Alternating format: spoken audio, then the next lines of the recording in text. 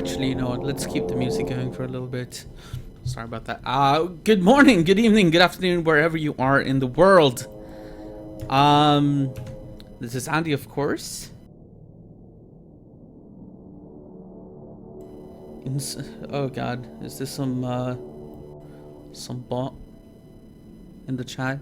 Well, anyways, my name is Andy, and today we're gonna have some more HammerTime. We have another. I think we have 2 games scheduled today. One Div 0, as in the. Let's actually take a look right away.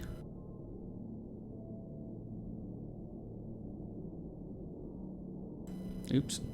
Yeah, so you guys should be able to see this, right? Yeah. We're gonna have Trygvum, which is Trygve and Mac, versus the Hunters, or Jägarna, as you would say in Swedish. Hollow, Xero, and Shaka. There's been a couple of games that I missed because I couldn't stream them. This one I wish that I caught.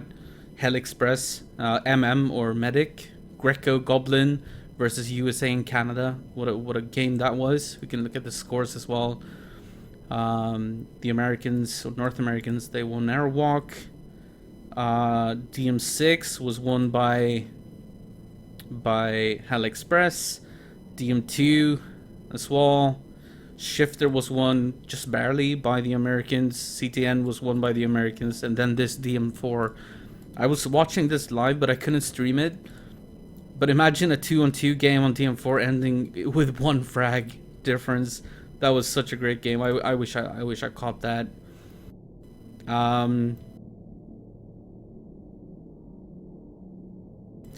But yeah, we're gonna have Trygve and Mac versus. Wait, the sound might be very loud now. No, it's gonna be okay. No worries. And after that, let me check the schedule just quickly. I need to get some animation on this background image, by the way, or at least until I get my my webcam set up, which is supposed to be on the right side of the screen, but for now it's just like a blank image, and I'm sorry about that, but we'll get everything sorted in time. Okay, let me check the schedule.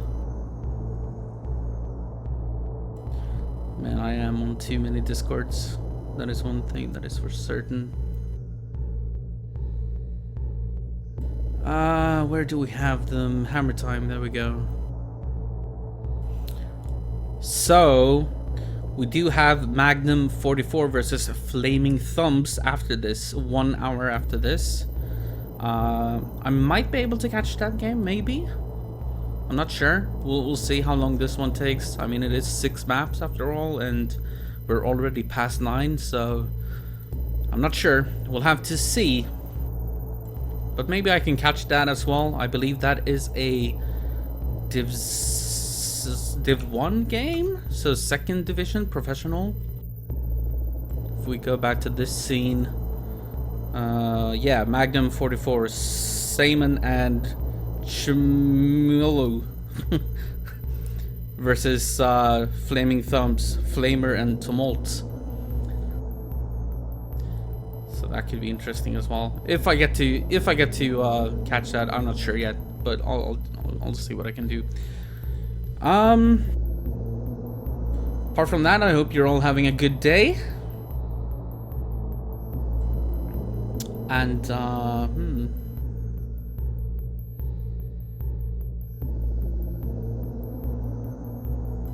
so I do see they are actually getting onto a server. So we can actually tab into the server. I'm gonna tab out quickly just to remove the music and everything.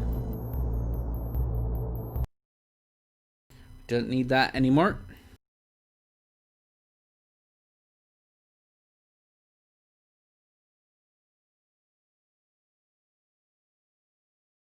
But I do want the chat open, and I do want some in-game volume.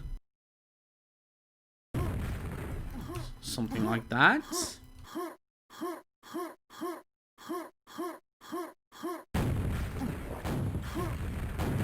So yeah, we're gonna have Nick Bay and Mac.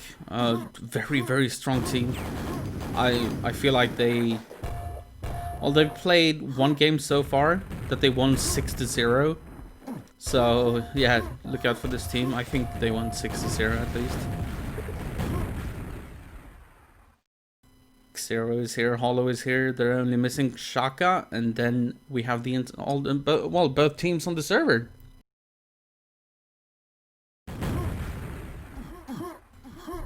It's gonna be interesting to see because Xero and Shaka, as well as Hollow, they're no pushover. Like, they could definitely do a good, like, some good resistance against Mac and Trygvum. So we'll see. Maybe Trygvum and Mac loses their first game of this tournament. We'll have to see. I feel like DM2 might be a little bit hard for the Norwegian team, Mac and Trygvum. I feel like Shaka and Xero is really good on... well, we'll have to see. I'm not sure. And also, let me actually do this. This guy in the chat, I'm sorry, dude.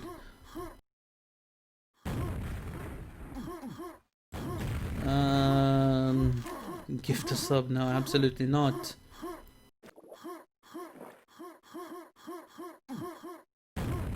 Account created 19 hours ago.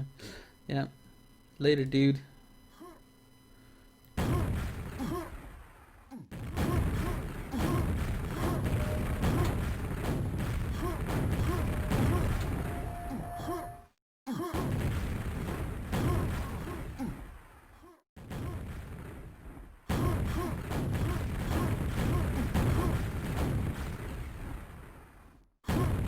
Oh, you mean from my microphone?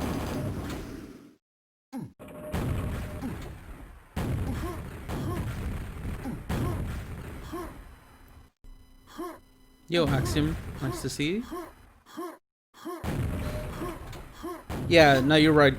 This microphone is a little bit iffy when it comes to that. I'm currently on a USB microphone, which is something that I'm not gonna stay on. I'm gonna upgrade that, of course, but it is probably some whine from the motherboard. I could lower the volume a little bit on my microphone, and that might make it drown in the rest of the noise. Let me try that. Just let me know if I go too low, if you can't hear me anymore or something like that. But yeah, it's definitely because of it being a USB microphone, and yeah, it is not the best.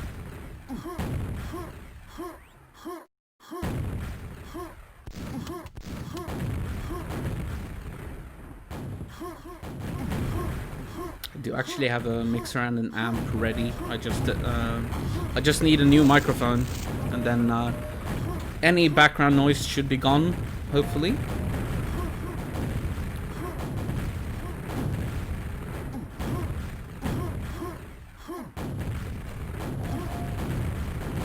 Alright, so from, yeah, okay, so they're looking for me to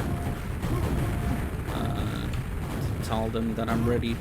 Looks like the first map is gonna be DM2. I'm not sure whose pick this is. I would say it's probably the Hunters, or HB as they are named in here. But the Hunters. Yeah, I'm so sorry, mate. It's gonna be fixed in the near future, so... yeah, it's my bad, for sure.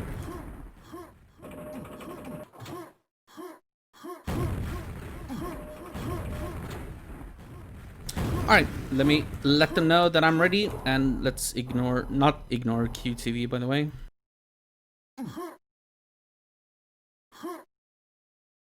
There we go. So, first map is gonna be DM2. And let's see where they start. So we get the first, maybe a trick jump. No, Nigve is there to deny that. So whoever, actually this quad is so delayed. It's actually gonna go to, oh, so they did manage to trick jump eventually, but the low rocket launcher took a very weird route and eventually killed the quad. This means that the quad is slightly delayed already. Way more delayed than I expected it to be. So interesting start, for sure. The Hunters with a slightly better start because they killed the quad and they did get a pretty decent amount of frags in the beginning here. And like I said in the pre-talk, Zero is a pretty good DM2 player, so look out for him. They're not using Shaka for this map. They're using Hollow instead. I would expect to see Zero and Shaka for maps with lightning guns on them, because yeah, Shaka is a very good player as well. Not sure though if they're gonna use Shaka and Hollow. HLW is short for Hollow, but I don't know if they're gonna use HLW or Zero together with Shaka for those maps, like DM4 for example. But either way, I do think that Shaka is gonna play a lot of these games. But DM2, obviously, he's not. And so far, a great start for Team Hunters, or HB. I wonder what HB is short for. Does anyone know in the chat, actually, what HB is short for? I have no idea.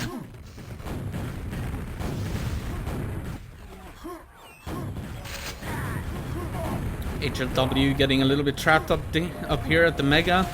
Zero is gonna get ready for this quad and spam away. He does have 13 grenades, 10, so he's gonna keep spamming. Quad is up in 3 seconds, and that should be a kill on Nigve. Actually, yeah, it should be. So another quad for them, and Nigve is actually on a -2 score. That's a bad start for Nigve. Zero kind of doing the right thing here, just making sure that he stays alive with the squad. Making sure that the enemy can only do anything at low. And here comes the attack. Let's see if we can hit any rockets here.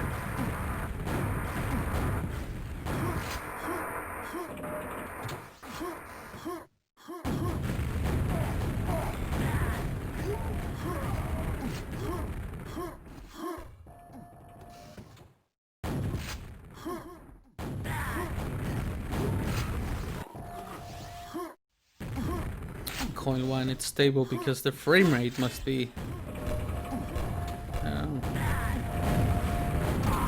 a nice exchange, by the way. Just before this quad, pretty much everybody died. No weapons at all for the Hunters, so they're probably gonna give up this quad. Nigve getting a couple of kills, which means that he's no longer on a negative score. Probably happy about that. Mac is gonna pick up the quad. He does have 100 rockets, by the way. No armor to speak of, though. Hello, Jackson. Also, of course, hello, Himo. The coil wine, like, if it's getting too much, I can always lower my microphone even further. The gain is already on, like, absolutely 0. But I don't want it to be annoying in any way. Oh, what a nice trap, actually. Mac, oh, you need to fire there before going around that corner. That was a nice trap. I was reading chat, so I didn't see who it was. But one of them actually set up a perfect trap. And Mac just walked straight into it. So they're gonna be up by 10 frags with 6 minutes remaining.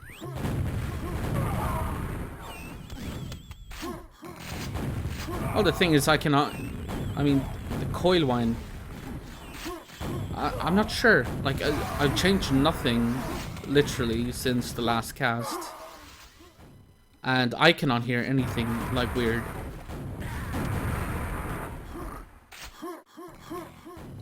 What you hear is probably from my microphone, and since I don't have, like, I can't hear my own microphone.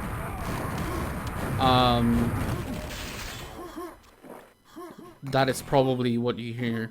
So you might hear a small static sound, a little whine from the microphone, because it is not a top-notch microphone that I'm using right now.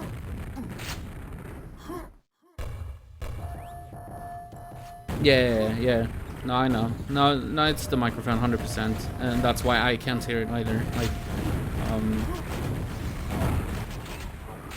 it's like a small annoying background noise whenever I'm talking.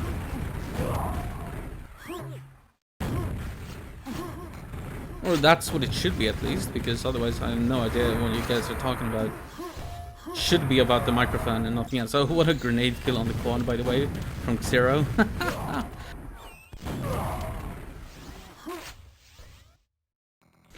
Nigve still only on 3 frags. Not having the best game of his life probably on DM2, but that's fine.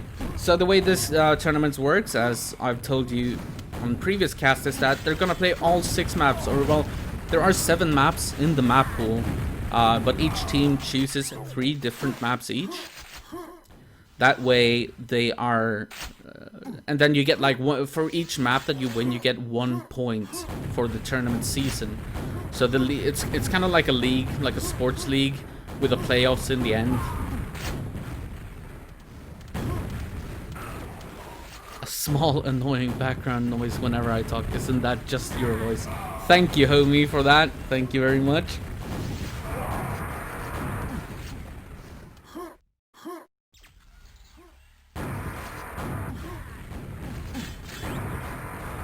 Yeah, I'm not actually using any noise reduction in OBS.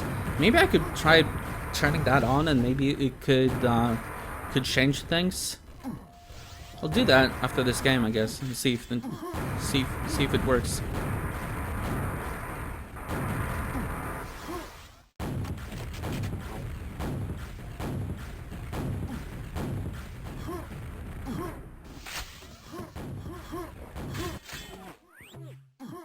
Yeah, that sounds like a good idea. It's probably gonna make my voice sound a little bit less clear and a little bit more muffled, but if that takes away whatever background annoying noise, then that's worth it, I guess. We'll see. I'll try it after this game, before the next game starts. So the Hunters are still in pretty good control. Nigve is gonna pick up the quad anyways, and he's probably gonna get this kill on... Ooh, that was very close, however. But he's gonna get 2 quick frags, and they're only down 10 frags with 2.5 minutes remaining of the game. That's absolutely doable. He did hear someone, I think.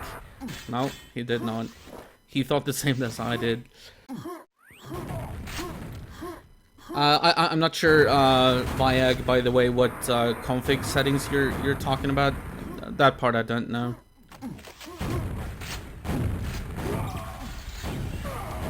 Oh, and they're getting a lot of frags here, actually. This might be a turnaround. Like, if they can keep this control and get the next quad as well, this could get very, very close. Zero and Hollow, they need to be careful here to not give away any frags whatsoever. The only one of those that you just mentioned, Moshi, by the way, Skulls is the only one that I don't know. The rest are still here. NPH has just swapped name to Speedball, so his name is now Speedball instead, and he has emerged as one of the best players in the game when it comes to dueling. He beats the best players in the world on a regular basis. It's just under a different name.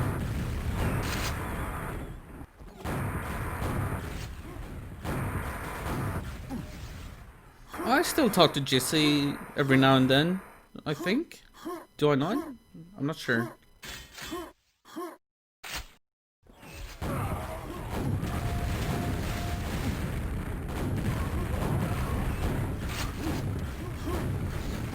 Alright, so HLW and Xero getting a couple of frags. They're actually extending the lead a little bit. 8 frags between them now.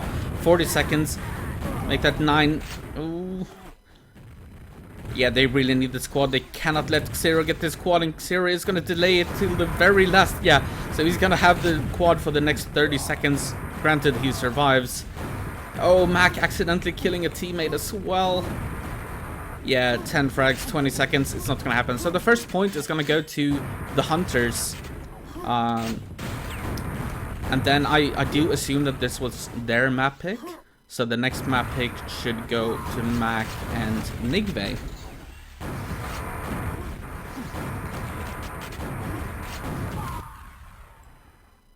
So there you go. That's the scores for the first map. Whoa, whoa, whoa, whoa, whoa. Do you see that?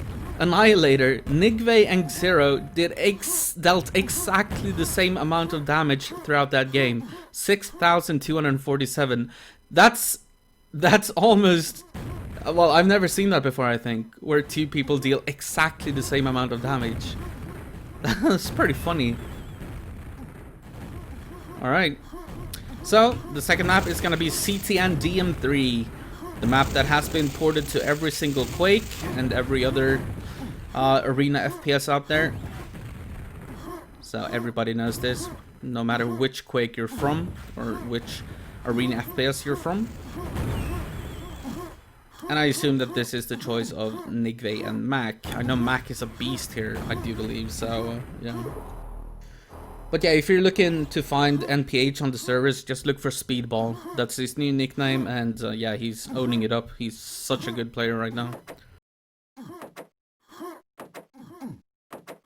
Alright, here we go. We have quad on this map as well, as everybody knows. Nigve is gonna pick up the first quad. It doesn't have any weapons, however. Oh, that's a perfect, actually a perfect telefrag from Mac. I think that was the red armor just dying right off the bat. That's pretty cool. Cool way to kill the first red armor. HLW accidentally killing his teammate, but that happens.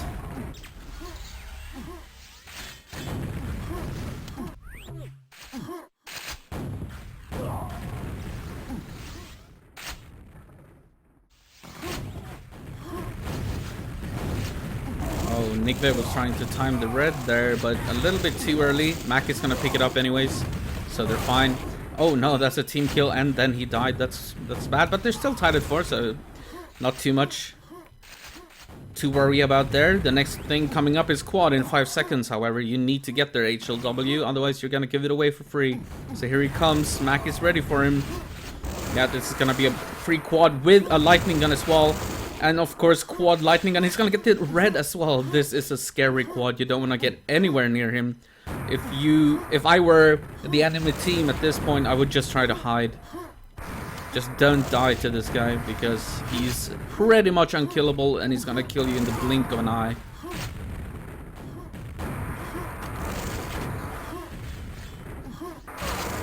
And of course, with the amount of spawn frags you can get on this map as well. Yeah. So only because of that quad, that gained them a 10 frag lead out of nowhere. Oh, well, it's not actually out of nowhere. They did a good job securing the quad. So I mean, that's how you do it. Good timing on the red. And next quad coming up in 10 seconds, and it looks like, yeah, quite the domination from the Norwegians right now. So here comes the quad. Is anyone gonna pick it up, or did it actually die? No, there we go. HLW, what? How did he get to... What were the Norwegians doing? There must have been some form of like miscommunication. Oh, he's gonna bore and kill himself. That's unfortunate, but oh, that's a wasted quad. But I don't know what happened there. I feel like Mac and Nigve should have been able to get that quad, but maybe some form of issue with the communication for a split second. What's up, Homer? Welcome, welcome.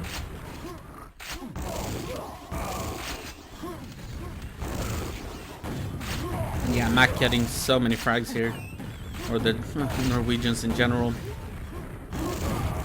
He is gonna go down there, and we do have the quad. After this quad, I'm gonna explain a little bit about this map, where how you can sort of lock it down and be really annoying. Oh, nice grenade from Nigve. Okay, so in the middle part of this map here, you have 2 spawns here.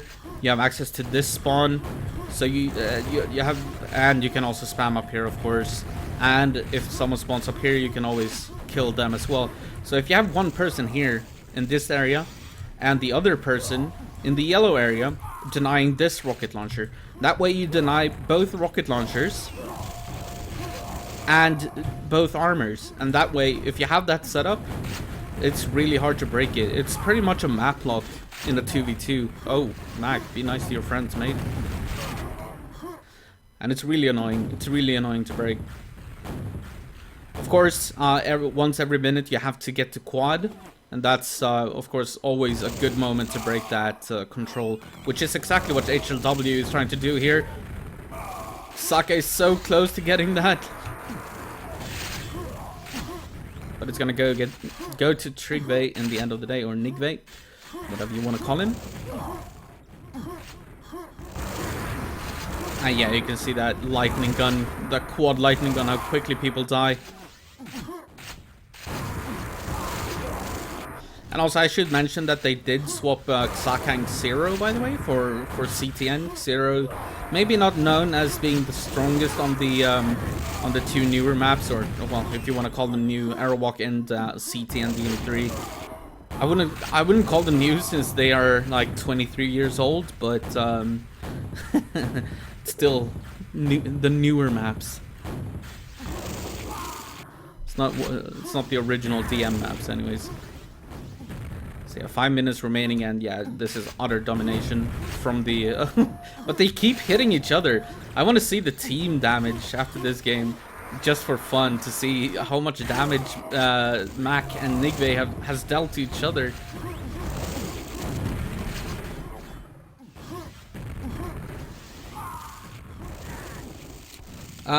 Yeah, at least not in tournament play, but you know, the thing is, that sort of thing is up to the tournament admins, right? Dirtbox is perfectly allowed to organize a tournament. And there we go, another team kill from the Norwegians. If Dirtbox were to organize a tournament and only allow his own maps on that, why not? Then I'm sure people would play it because the differences are so small. But in these tournaments, like, it's always up to the tournament admins, right? They just have to make the decision to actually only allow those maps and not the originals.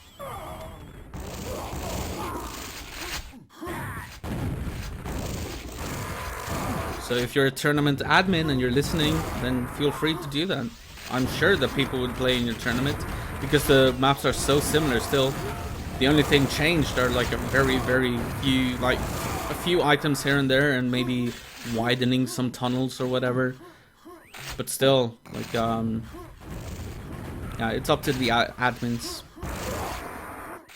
I do not know that when Americans and the Australians, when they play like fun games and just like amongst each other, they usually play on Dirtbox's maps. But in tournaments, we have yet to see them.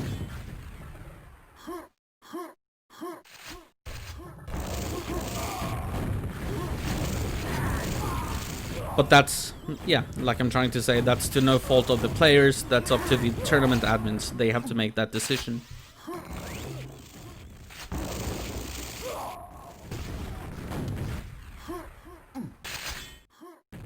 Yeah, I also do like some of the maps that he made changes on. I like widening DM4 mega area as well. Make it a little bit easier to escape the mega area on DM4. I like that. I like changing the position of some of the lightning gun ammo, the cells. So I absolutely like some of the changes that Dirtbox has made to those maps. But it's not the fault of the players, it's the fault of the tournament admins. That's what I'm trying to get at. Like, the admins choose what to do with their tournaments, and that's just how it goes. Alright, so still this map is pretty much over. As you can see, utter domination from the Norwegians, which is gonna put us at a 1-1 score.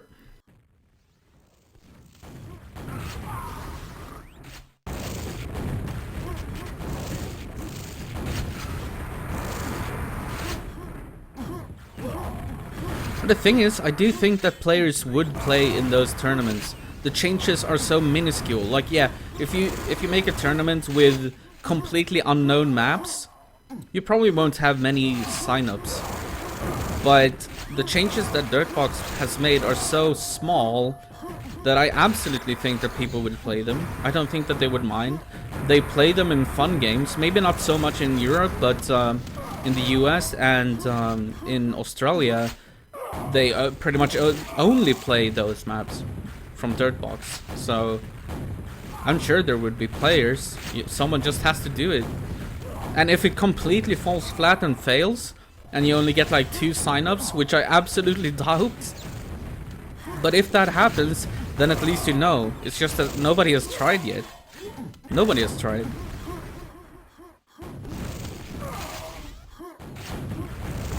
Anyways, we're gonna see the last quad being picked up by Xaka. or Shaka. I guess he uses the X just because he's playing with Xero in this team, but usually he spells his name with an S and an H instead of the X. So I'm probably still gonna say Shaka.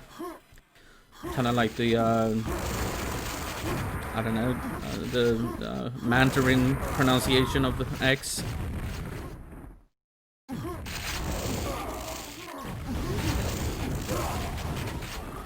Ten seconds to go. I wonder if we're gonna see something like a DM6 after this, or if they're gonna go straight to something like Shifter or Bravado. I'm curious what they feel confident on, because this pick should be the Hunter's pick for the third map, and I'm curious if they want to go for the two new maps, which would be Bravado and Shifter, or if they feel more confident on one of the older maps, which would be either DM4 or DM6, and it's gonna be DM4. And I know Shaka is definitely good on DM4, but so is Mac and Nigve, so that's a gamble. Now remember, even if they lose the next map, so which would make it a 2-1 in favor of the Norwegians, that would still not mean like the game is over or anything. They still need to play all 6 maps, and they need to get all the points that they can. And of course, each map win is equals 1 point. And then just for playing your matches this week, like, so every single team has 1 match scheduled for each week. And as long as you play it, you also get 1 point for activity, just to try to promote activity, which is a very good idea, I think. So here we go, DM4.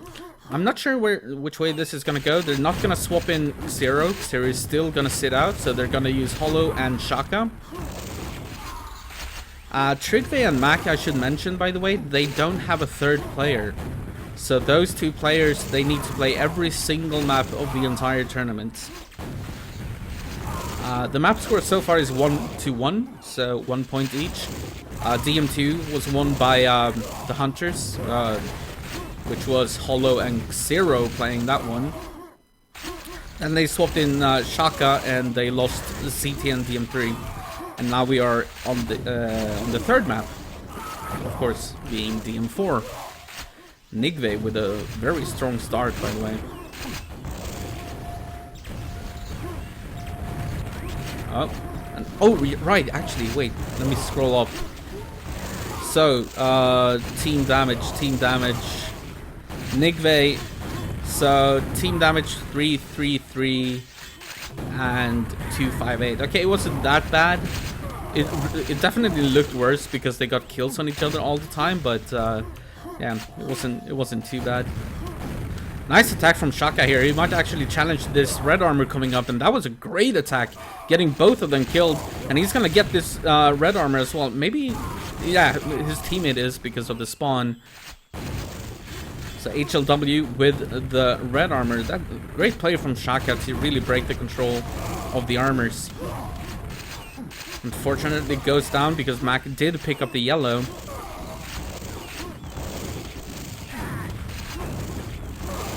Oh right, I was gonna do the stupid noise cancellation as well. My bad. I forgot about that. So Mac did pick up the next red as well, and so far this map, the Norwegians have had a little bit better control of. That's another team frag from the Norwegians. It's like the, I don't know, it's like the 10th, 15th of this series thus far. They keep killing each other. It's kind of funny. But yeah, they could opt to stay here and make sure that they have both armors, which is exactly what they're gonna do. Nigve with the red armor is gonna go down immediately, but they are both gonna die. However, they do trade, so it's still fine. And we only have a 2 frag difference at this point. Maybe I should disable auto track as well for this, by the way, as it could get a little bit messy if you don't know exactly what's going on.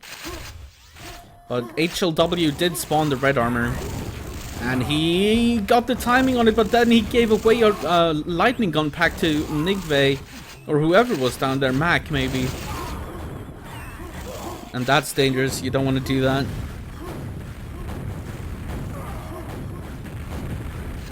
Yeah.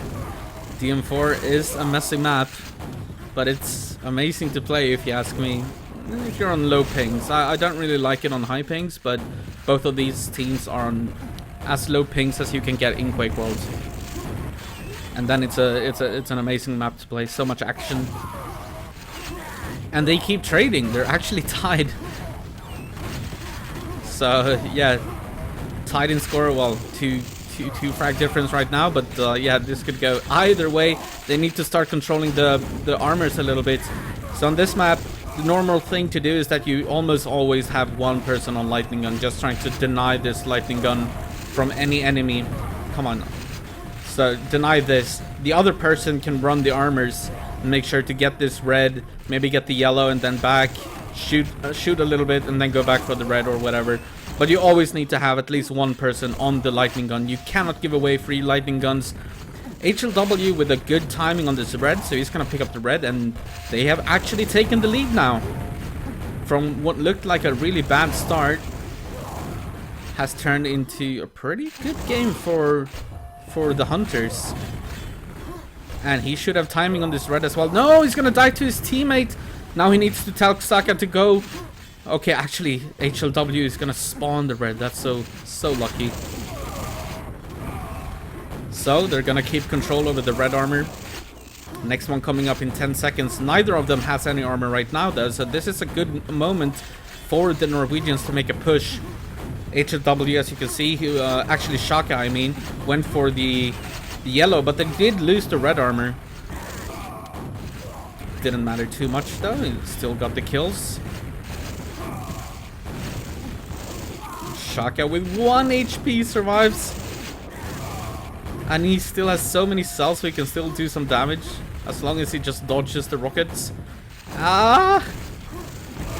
Yeah, good job by Shaka. He's down to 1 HP once again. That's twice in the matter of 15 seconds that he's been down to 1 HP. 8 HP now. He just won't die. And look at the score, it shows there as well. Shaka doing a great job here. Oh, finally it goes down to Nigve. But he did gain his team quite a substantial lead here. Or 15 frags or so.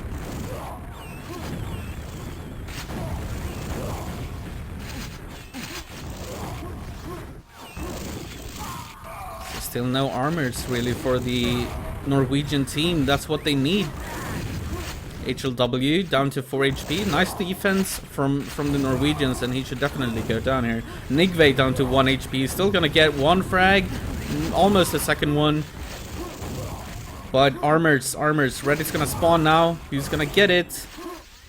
Okay, Nigve is actually gonna spawn. Oh no, but he dies to all the spam rockets. So getting 0 value from that red armor, and they managed to spam down the yellow armor as well. Yeah, they're extending their leads, and Shaka is having an amazing game. 52 frags thus far, and we have we have a 21 difference in frags right now, which is way more than we had just a minute ago. All thanks to Shaka's play and how they managed to spam down both armors. Because the Norwegians actually did a good job of getting 1 armor each, 1 yellow and 1 red. So they each, both of them had armors, but it wasn't enough because of the rocket spam from Team Hunters. Oh, thank you very much, Messiah. Welcome to the stream, and thank you for this Prime sub. I appreciate it a lot. Thank you very much, my friend. Great job with the US community. So yeah, the Norwegians definitely, they need to get some real control here really fast. And Shaka once again surviving with 1 HP. That's the 3rd time this game that he survived with 1 HP. He is gonna go down eventually, but still it's funny how he's just a master at surviving. Now this might be their chance. Mac actually has a full red armor. And if he just hits his shots here, they do have 2 minutes to make up 28 frags, and they can absolutely do that on DM4.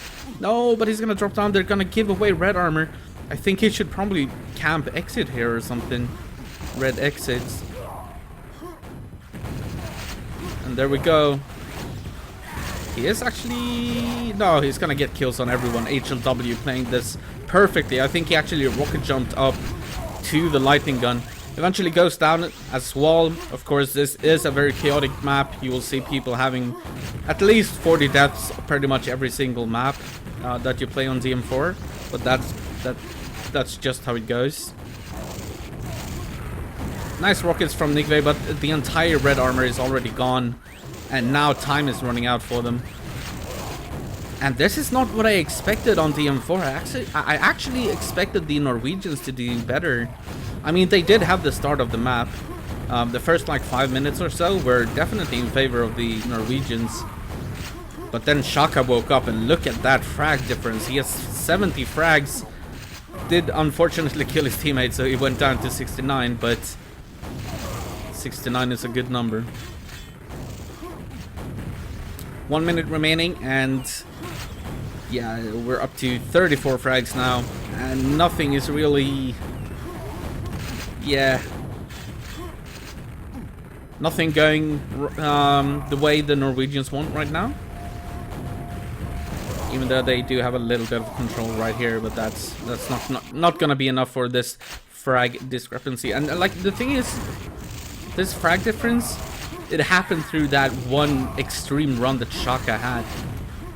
He's now at 72 frags, but I'm surprised how low Mac is.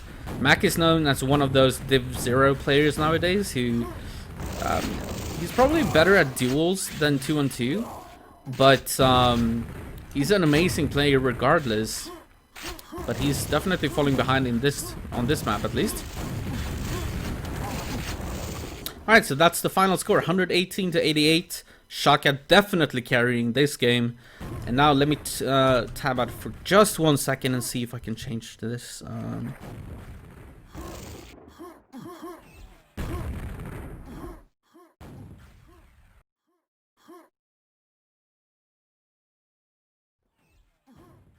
Give me 1 second.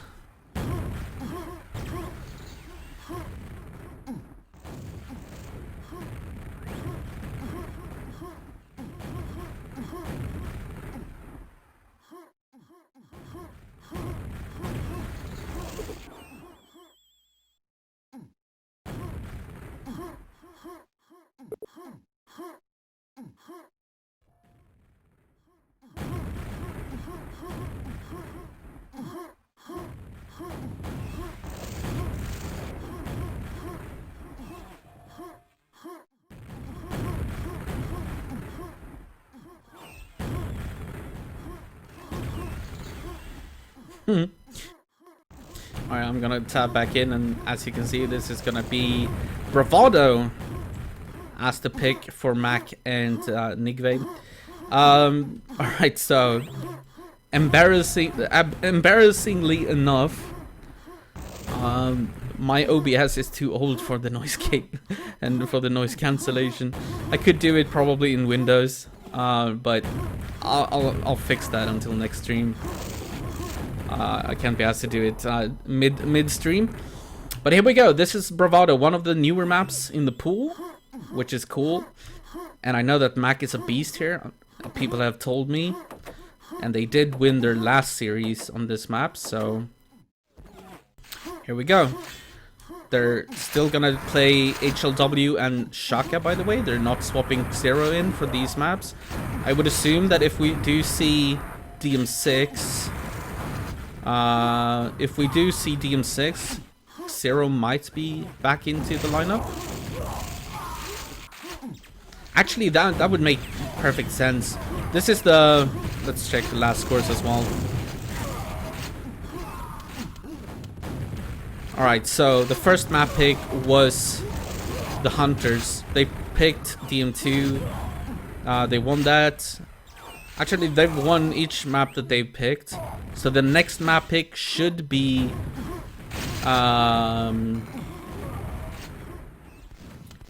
yeah, so the Norwegians picked Bravado here. And then the hunters are gonna have the next map pick. I would assume that they feel more comfortable on DM6 than on Shifter. So I'm gonna guess they're gonna pick Shifter. I mean DM6, sorry. Because I don't think they want to play Arrowwalk either. Arrowwalk is also in the mix, of course, but I'm just feeling I feel like Shaka and Zero maybe, or maybe Hollow will stay in the lineup, but I feel like they will be more, you know, comfortable on DM6. So I'm gonna just make a prediction and say that we're gonna see DM6 next after this map, and then after DM6 the last map will be Shifter, I believe. Mac and Nigve might play Arrowwalk though.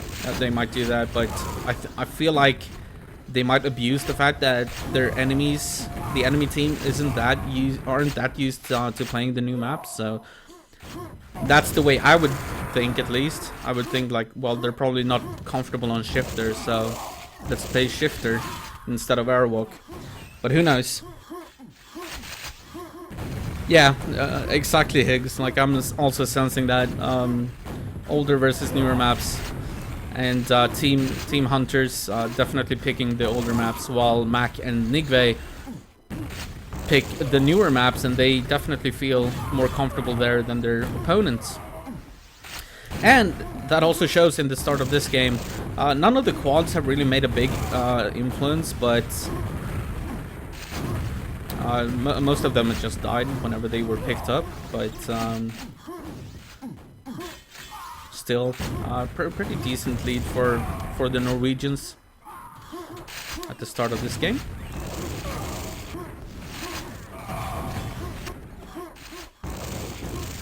Skill from Shaka, and quad is coming up here. Who's gonna get it? Mac is gonna get it, but immediately die. So still no important quads, so to speak, or crazy quad runs. What's up, Greco? I'm sad I couldn't stream your games. I think, was it yesterday or the day before that? I had to sleep because of the crazy schedule with the Australians and the Americans. But it looked like crazy games. I know that it ended 3-3, so 3 points each, and 1 for activity, so 4 points each. And that DM4 that ended with a 1 frag difference, that was pretty amazing. I wish I could have casted that. That would have been amazing. Nigve with both the Mega and the red armor here. Quad is coming up in 3 seconds. Is he gonna make it there on time? Probably not. HLW is gonna pick it up and kill Nigve. He is gonna go down eventually, but that's a dead red armor and Mega with 1 rocket. Oh yeah, for sure. I mean, I think I'm gonna catch most of the remaining games. I don't see why not. I love the scheduling system of this tournament. It's so easy to see when the games are gonna be. So that's something that I really enjoy. So it makes my life way easier to plan my days and when to stream and what games to pick as well.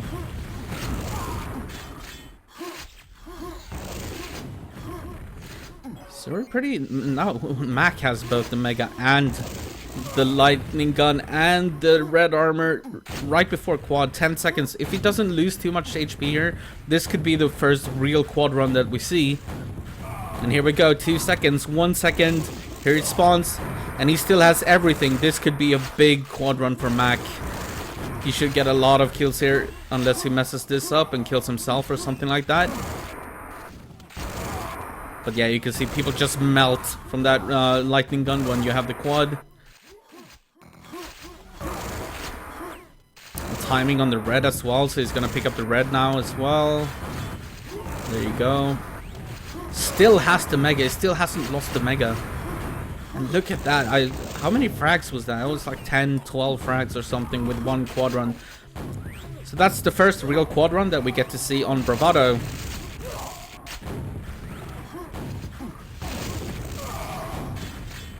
Yeah, definitely a nice quad run for sure. And he has timing on this mega as well. He's way off though. I think he lost it sooner than he actually did. And that could cost him the... No, he's actually going to get to the quad first and then get the mega. So now he's restacked. He's back here. He did lose a lot of armor, however, so he might go for this red. But it's just sitting there waiting for him. So he's back in great shape here. And this is going to be another good quad run. Just hunting his enemies, trying to get to them and get as many frags as he possibly can. He's actually taking more damage from his teammate than from the enemy at this point.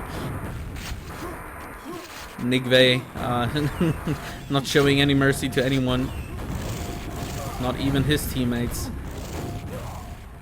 So yeah, that put them up by quite a few frags.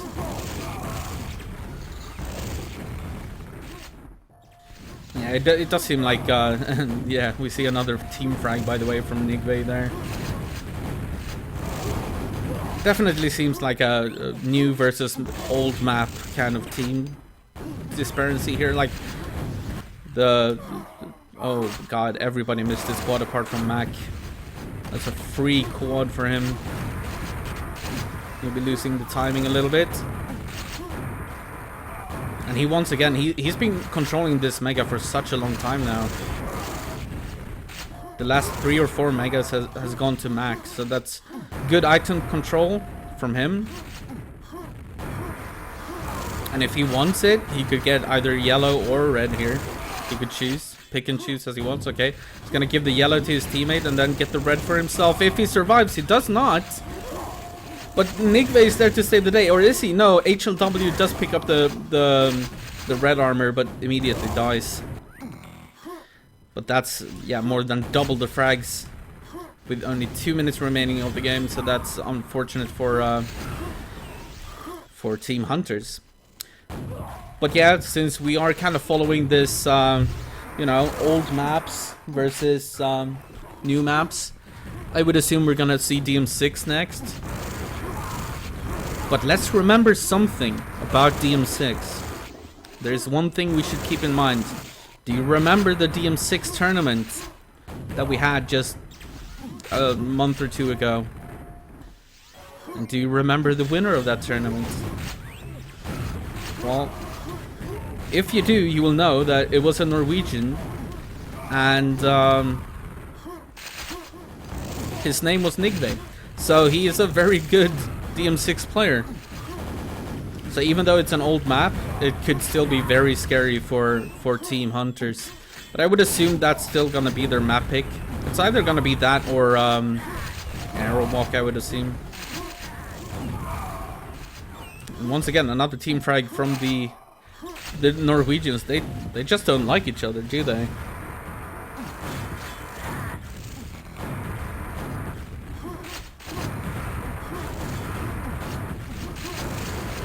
Actually a pretty decent quad run here from HLW. The first one his team has had. And yeah, getting a lot of frags here. He is gonna go down eventually, but still definitely the best quad run that they've had so far in this game. And that was, I believe, the last quad. Yeah, unless I missed the timing completely. No, I did not. So yeah, that was the last one of this game.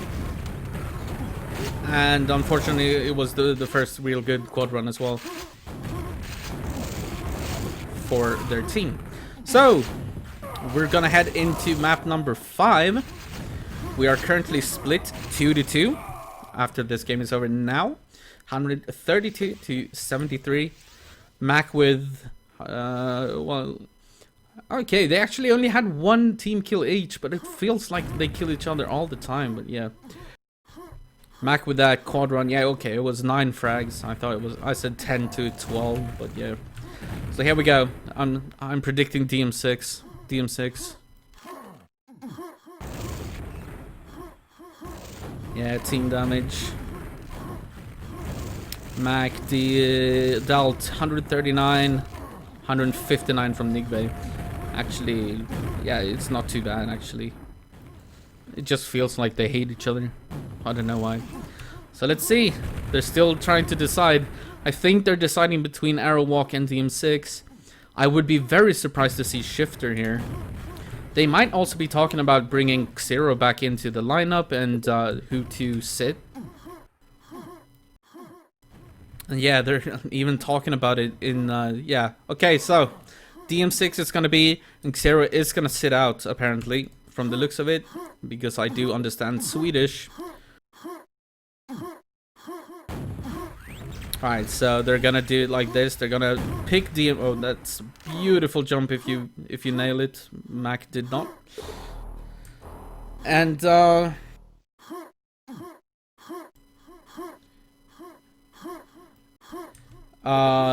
they're gonna have to disable the power-ups things. Otherwise, there would be a ring on this map down here, which we don't want. But yeah, after this, I'm sure we're gonna see. Well, there's only 2 maps left in the pool, which would be Airwalk and Shifter, and they came to the conclusion that HLW and Chaka are gonna play this DM6, and then Xero is gonna play whichever map is last.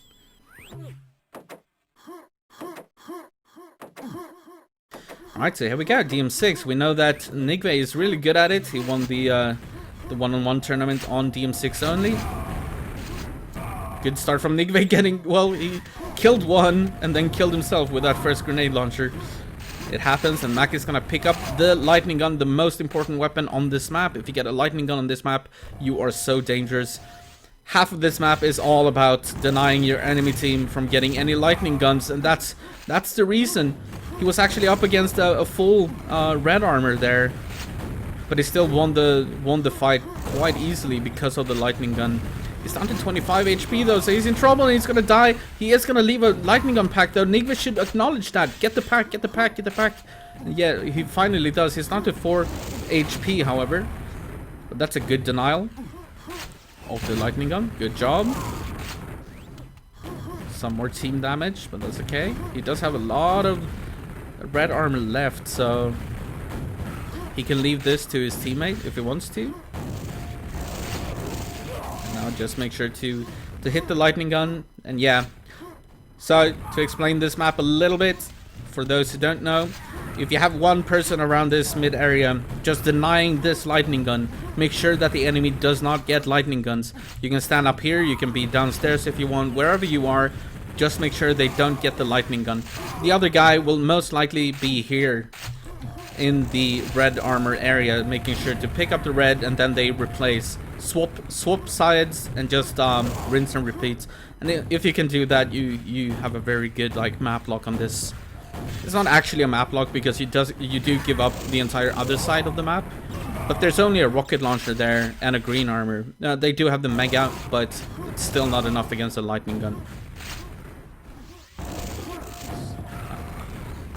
So as we can see here, Mac is keeping this safe. Nigve actually going for the mega, and he picked up the mega and the green. I can see that in the bottom right corner of the screen on the team overlay. So Nigve actually getting a lot of those items that the hunters, that they really wanted.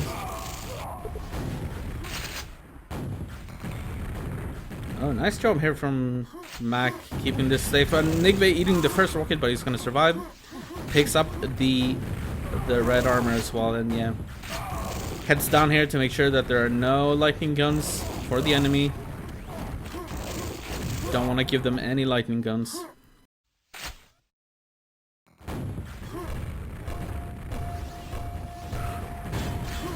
Some grenade spam that connects.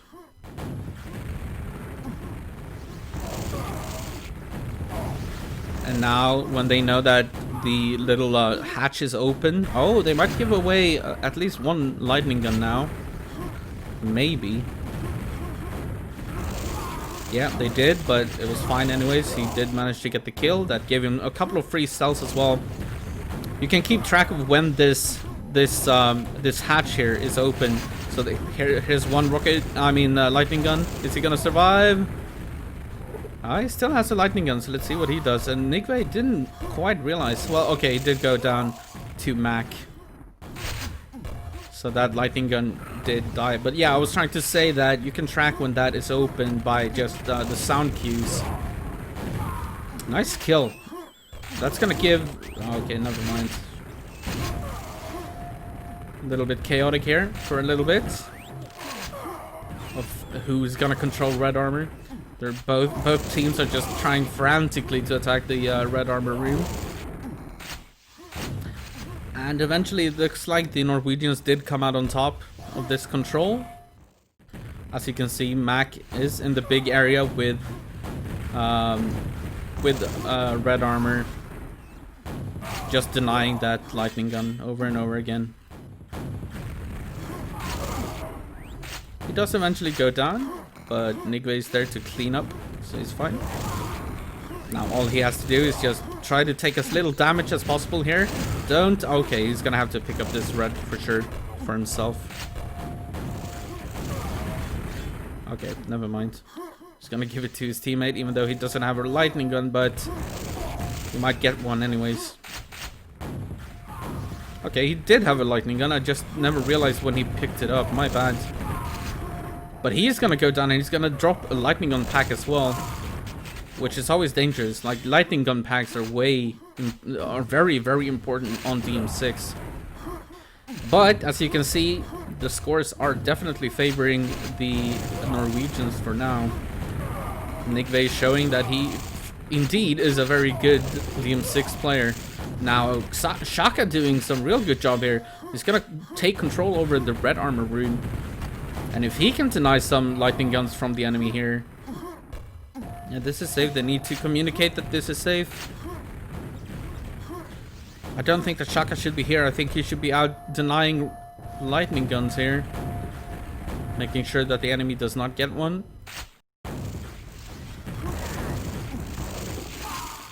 Yeah.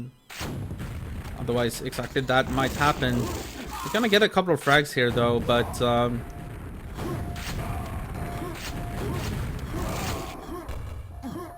still good control over the... Oh, Mac had snuck in with a lightning gun.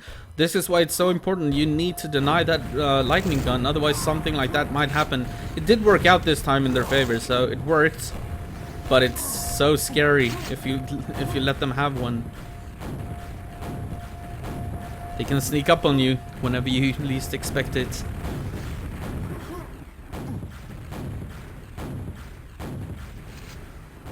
And the reason they're being a little bit aggressive here is actually because they need frags. And Nigve with a nice mid-air rocket to finish off Shaka. However, HLW is here and he's even gonna rocket jump. He's being very aggressive here. Trying to make it back to red armor in time, and he's not gonna make it in time. Mac is gonna pick it up.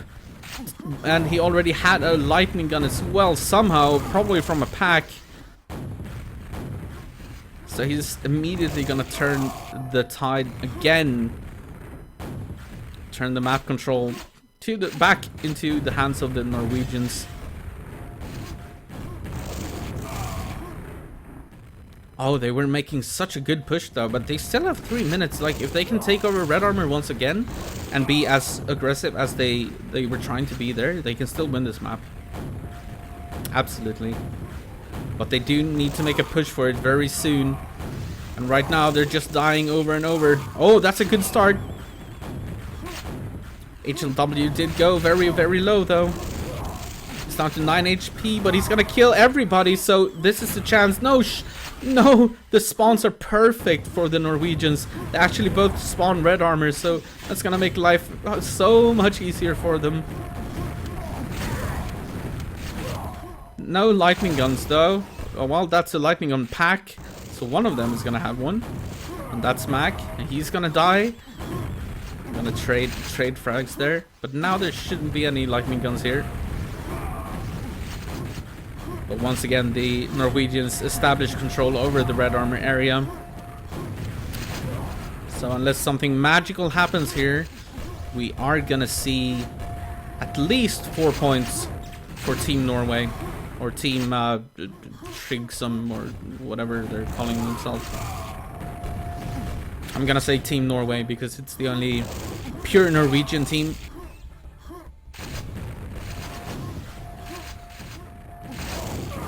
This is not the first map, this is actually the 5th map. And so far the score is 2-2.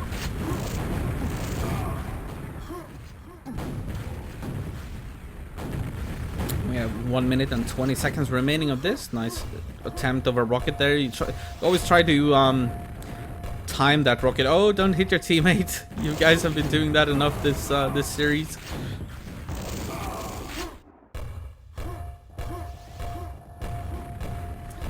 And now they're just, yeah, spamming away, waiting for this red armor. He has plenty of rockets, so he can just keep spamming. No issue whatsoever. And yeah, at this point, it's way too late. They made a very good push with around 4 minutes remaining, 3.5 minutes remaining. HLW, or Hollow, whatever you want to call him. He cleared out the red armor area, and he did a really good job. Doesn't look like it on the scoreboard, but he definitely did, and he gave them a chance. But that means they are going to be down 3-2. But they still have one more map to play.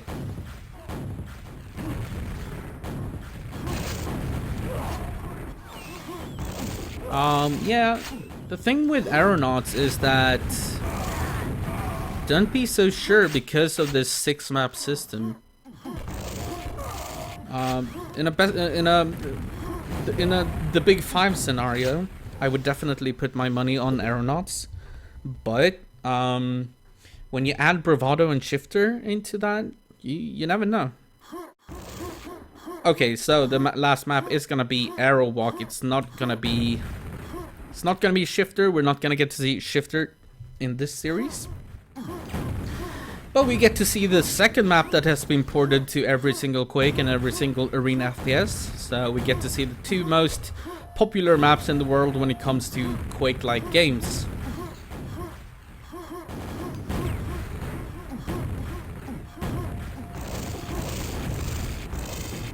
Yeah, but I also said earlier that I don't think that Iggy and Conan are in the correct division. I think they should be in the professional division rather than the veteran division. But there was a reason for that that I got explained to me. It was because of the last season. They actually ended up good enough, like high up enough in the professional division that they actually advanced up to the veteran division. So they are kind of expected to be the bottom team of all of them, probably.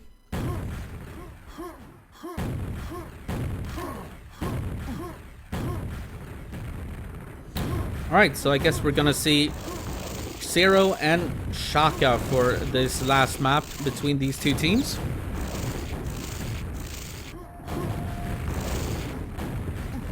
Yeah, I actually talked to Milton about that. I wondered why they didn't sign up, but apparently he just didn't have the motivation to play 2-on-2 right now. And you know, that happens, so he's gonna skip out on this one time. Oh, but I wouldn't say there's just one good team. Aeronauts is a very good team, of course, but I mean, don't ignore Lock Lame, for example. Locktar and Lord Lame can be dangerous. If you get Goblin going, who knows what Greco and Goblin can do. Like, there's a lot of potentially really good teams, and one really good team is Bogo Joker and Blood Dog. I mean, that team can win against any of these teams, to be honest. If they have a good day and Bogo Joker goes ham, like, he can definitely win it for them. So this is by no means, it's not like, oh, Aeronauts is gonna win. Like, absolutely not.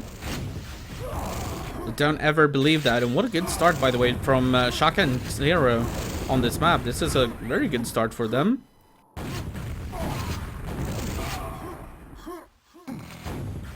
Yeah, Messiah, Blood Dog and Bogo are in the tournament, and they're doing fine. They can definitely finish. I actually had them,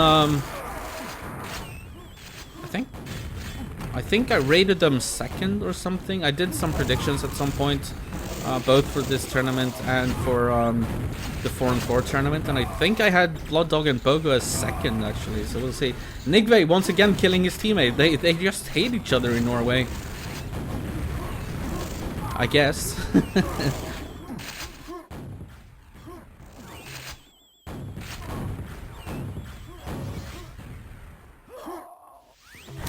Nigve timing the Mega and the red armor, and once again kills his teammate.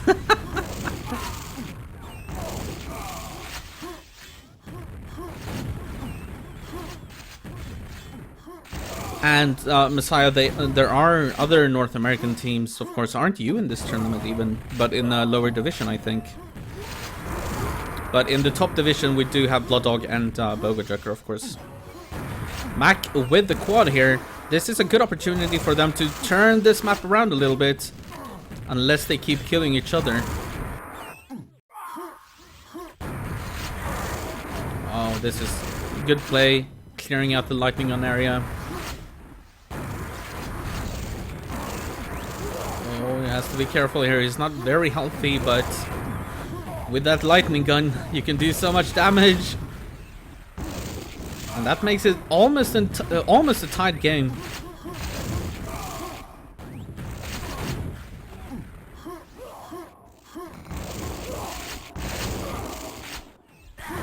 Good job from Mac here, securing the red armor and the lightning gun. Oh no, but he got telefrayed by Zero. That's gonna change a lot, actually. Quad is coming up in 3 seconds. Nigve is going the wrong way. He's not going towards quad. He needs to go towards quad. Shaka is gonna get it instead, so Nigve completely losing timing of the quad. Luckily for him, Shaka is gonna suicide and kill himself with the quad. So that's lucky for the Norwegians. But yeah, I think Nigve completely forgot the timing of the quad and didn't go for it. Or maybe they said something like, let's give this quad to the enemy. Like, sometimes you do that as well. I thought he was gonna use that rocket for a boost to the red armor, but not this time. Well played from Mac here. You can see that Div Zero understanding of the red armor and understanding that even though he had the yellow, he needed to take that. I would actually have given that Mega to Mac maybe for this quad, but here we go. We get it. Nigve is gonna get it. So they're gonna push their lead a little bit, and they definitely completely turned this map around from what was a great start from the Hunters. The Hunters had a great start to this game.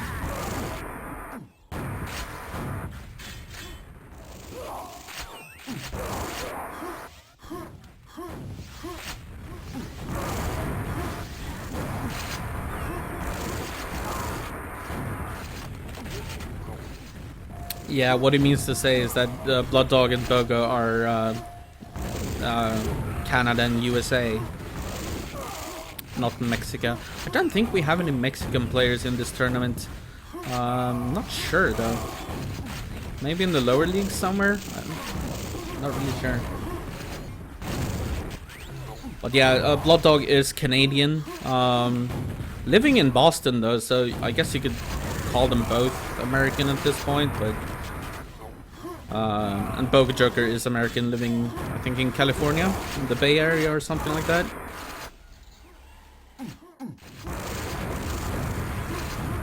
I'm not exactly sure where in California Bogo lives, but I think we talked about it at some point, and I think it was the Bay Area.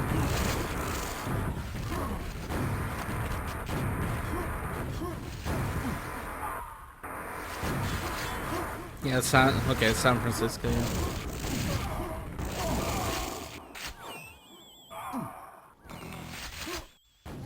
And yeah, Blood Dog is in Boston right now. Originally from Canada and Quebec, but lives in Boston.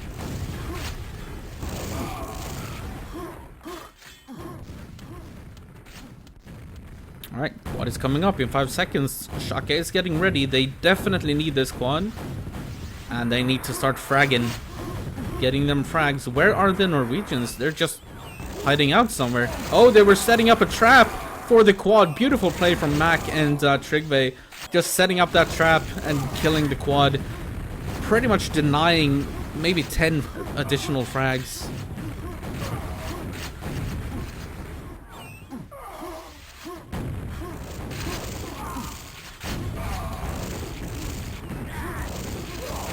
And Mac killing his teammate once again. These Norwegians, man. There's something about them. They just love killing each other.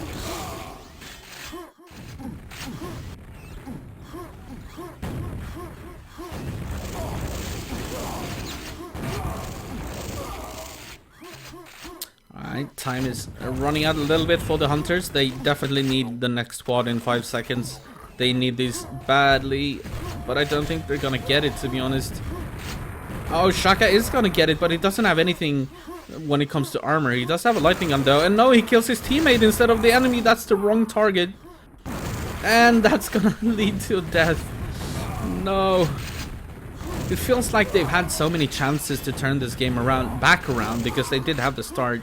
The start was better for the hunters, but yeah, feels like they've had several chances to turn things around, but just didn't really manage to capitalize. Always something happening, or a nice nice little sneak attack or a trap from the Norwegians. So even though the Norwegians are killing each other pretty much all the time, they're looking good enough to win this game. That's gonna make the final score 4-2 in favor of the Norwegians, but that's still so that point-wise in the season, in the league, that's gonna be 5 points for the Norwegians and 3 points for the hunters. And the hunters getting 3 points from this game is absolutely not bad. Like, they were close games for sure, and there are plenty of teams that the hunters can definitely beat.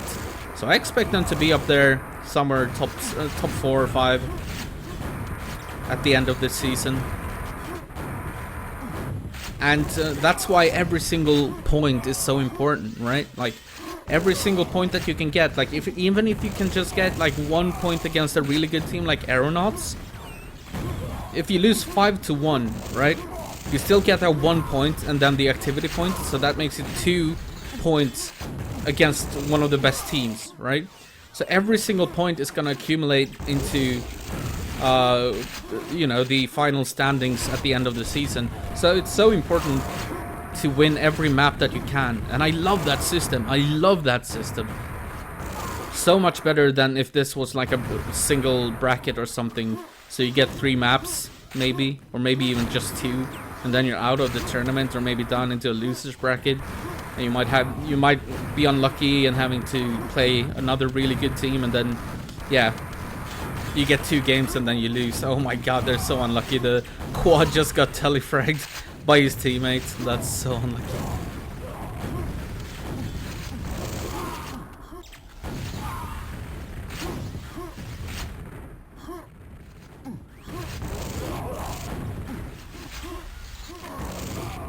But yeah, every single point counts.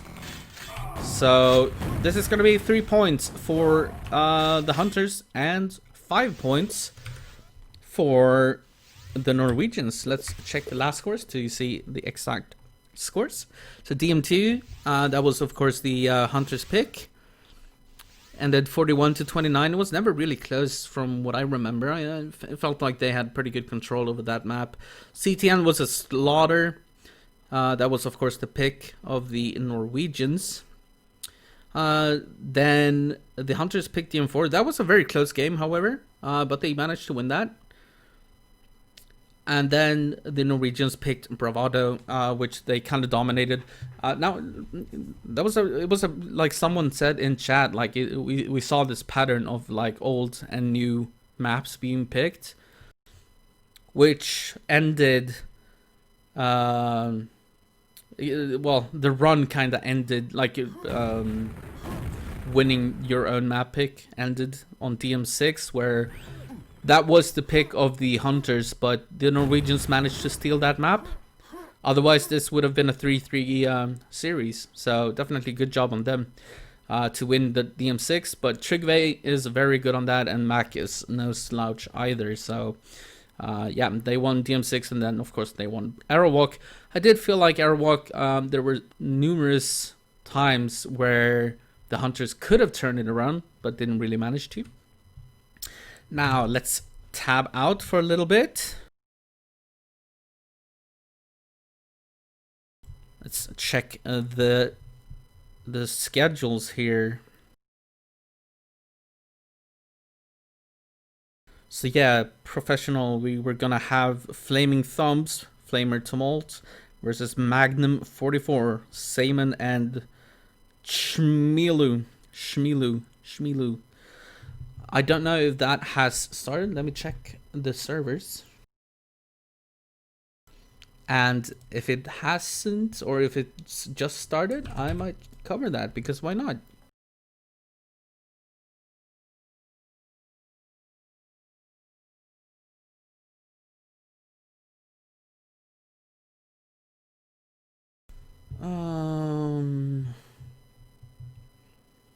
Trying to find. Oh, I also see Speedball playing, by the way. If you Frenchies are still in the chat, he's currently playing as well. Okay, so I see them on a server. I think they've already started, but I'll join and see what it looks like, yeah?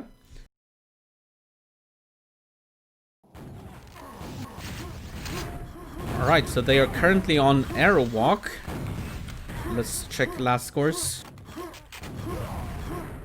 Alright, so this is the second map. So the first map went... No, actually, this is the first map.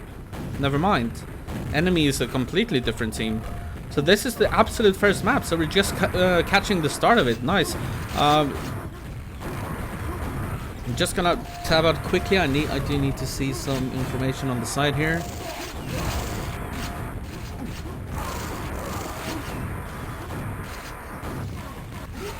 Alright, we're back.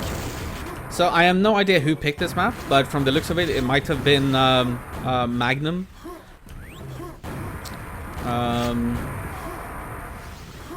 Or 44. 44 versus FT, I don't know what to call them. This is a professional league game, which means that it's the next division below veteran. So I guess Div 1, if we want to use the Div 0. So if veteran is Div 0, then this is Div 1, which means Division 1, of course. But yeah, 44 having a better game at least the start of this. We only have 50 seconds remaining of the first map, so I just caught the tail end of the very first map, and oh, this is a pretty good quadrant from Flamer, actually getting a lot of frags here. Oh my god. Oh no, and then he eventually bores and kills himself. But yeah, what a quadrant actually for him. A little bit too late to really change this air walk around though, but still good quad run. He might actually win the quad run stats just from that one. Who knows? We'll see in 10 seconds. But yep, the first map is gonna go to Magnum 44, and apparently Shmilu, who I have no idea who it is, did a really good job here. Okay, never mind. Semen with the best quad run of 6 kills. But yeah, Shmilu, no idea who it is, but he had a heck of a game. Didn't win damage though. Tumult with the most damage done, but it did win frags and efficiency and frag streak. So all right, so let's see. Okay, we're gonna see. Okay, Semen and Shmilu. So Magnum was actually not the ones picking Arrowwalk. It was FT. So Tumult and Flamer picked Arrowwalk. So this is the second map, which is gonna be DMT, of course, and it was picked by Magnum 44. So okay, now we know the order. Good luck, have fun, and here we go. Let's see the start. So we're gonna have maybe a Trygvum? No? Oh, it's hot down there. Still no quad for anyone, but Shmilu is gonna get it. He came from the yellow area, so it makes sense. Yellow telly, that is. So it makes sense that he got that without any trick jumps going on. That's a good frag on Flamer, by the way. He was pretty stacked. Oh, Tumult. That's the wrong place at the wrong time, mate. That is unlucky.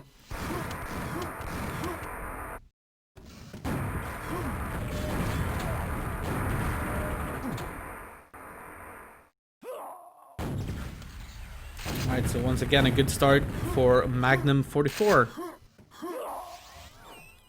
It's only a 4 frag lead though, so not too much, but okay, we have a trade at at low, but Shmilu is gonna pick this one up and probably make his way to this quad, spawning in 8 seconds. He's a little bit early though, which might cost him. Nice rockets though, so he's gonna trade with Flamer. They're both gonna die. Now they need to make it there very quickly. Tumult is there ready, and he might get this kill on Saman. Oh my god, somehow he survives, and so does Saman. None of them die actually. And they're pretty much back in this game. Frags are now 4-5. Ooh, yeah, okay, so we did get him on 4. Oh no, it's hot down there, Tumult. Be careful of the lava.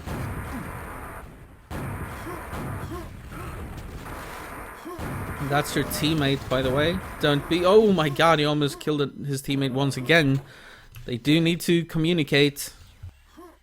Whether it's through team says or voice or however they communicate, they need to communicate. So he's actually delaying to open this. Yeah, I guess he knew that there was someone in the path area.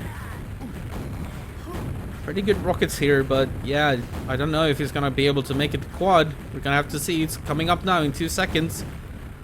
Oh no, you can't leave now. The quad is about to spawn. Oh my god, yes, Saman is gonna get it instead. That was absolutely the wrong time to leave for Tumult, and he's gonna go down there as well. Oh, but Saman suicides with the quad. So, okay, I guess that quad is nullified. I mean, that happens.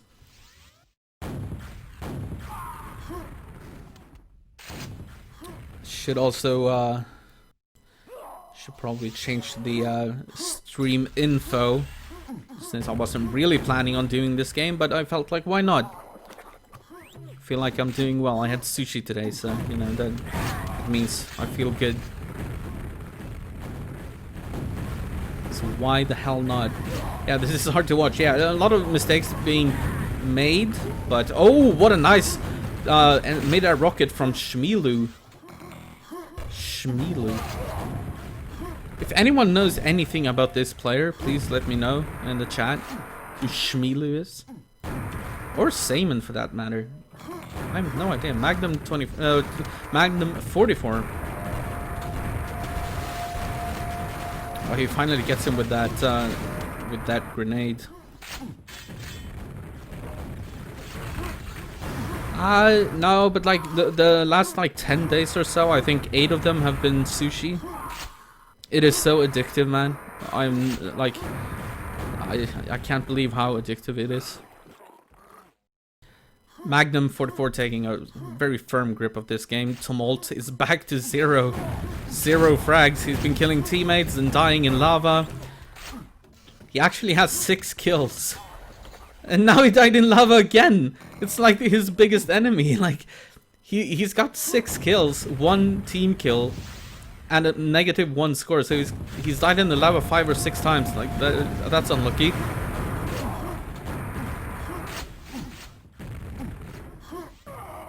Flamer is gonna pick up this quad though, and if he gets this yellow, he's in pretty decent shape to make an attack here and maybe get some frags. Just don't kill your teammate. That's a very good first rocket actually. I like that. And they're both back here, but they're both surviving.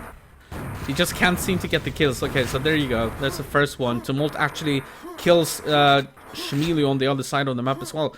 And they could develop a little bit of a map lock here. Nice play from Flamer. But the quad is coming up in 15 seconds, so he feels like he has to make his way over here because Tumult is dying all over the place as well.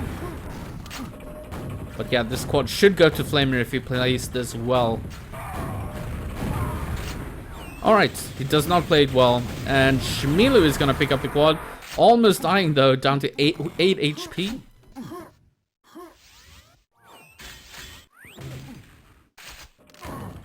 Magnum 44 was Div 3 Polish players. Okay, I see. Another quad war. That seems to be like something that they do often. Shmilu with a telefrag somewhere on Flamer.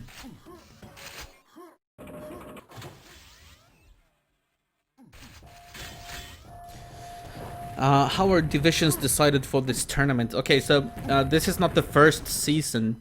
I'm not sure how they were created in the first place, but after the first season, pretty much the winners of the previous season advanced to the next league. So that's why Iggy and Conan, for example, are in the veteran division, which would be Div 0. Division 0, the highest division, because they did very well in the professional division last league, or last season. So that's how they are decided. The very first season, however, was probably decided by the admins, But yeah, what I like about this is just the fact that it's a league system, it's a seasonal system, and I love that. I think it's so cool. Every single map matters. Doesn't matter if you lose 5 maps, if you win 1 map, you still gain 2 points, and you can make it further in the tournament. So yeah, or in the season, and get a better finish at the end of the season.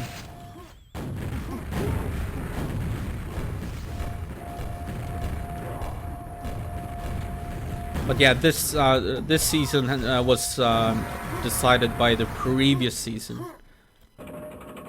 which is why I feel a little bit sorry for Conan and Iggy. I mean, great job doing so well in the professional league last season, but now they're with the big boys, and yeah, that is gonna be hard for them.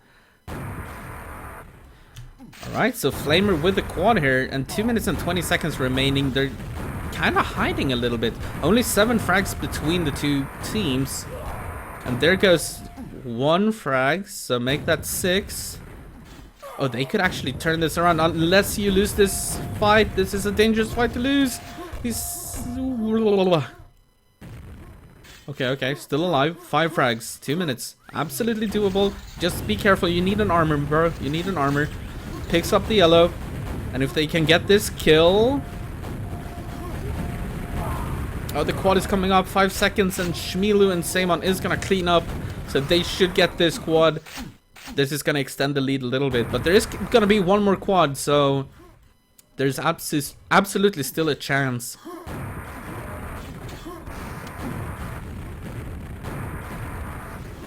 Just don't give away too many frags to this, and you should be fine. Sabin almost killing himself with that, but no, they're giving away so many frags now.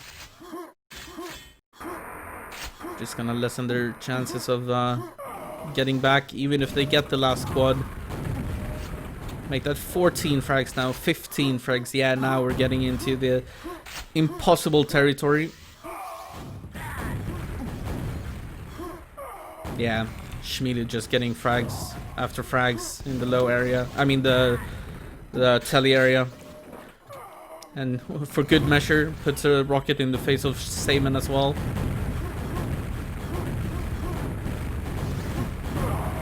I like this attack from Tumultu. It was doing what it could, or Flamer it was actually. But yeah, the second map is also gonna go to team Magnum 44. Just like the first Airwalk did.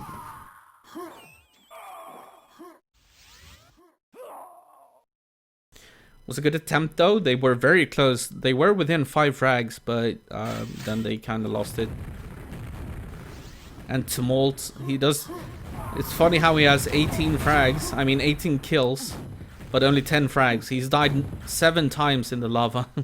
That's 7 lava deaths. Okay, 2 team kills.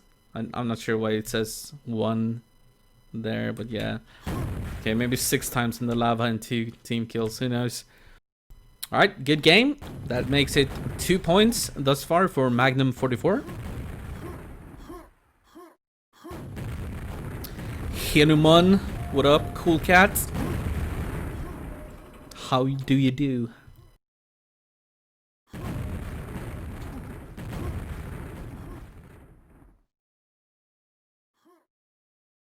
Also, while they're fixing or deciding on the next map, let me see what people are Spamming me in... Okay, never mind.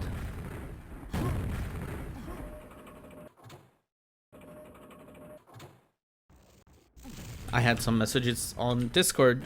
Just had to check them.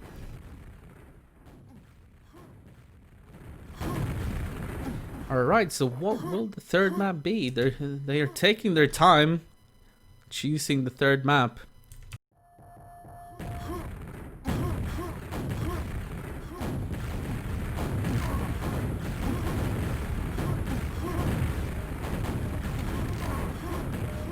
DM4 is your guess, but it's gonna be CTN DM3.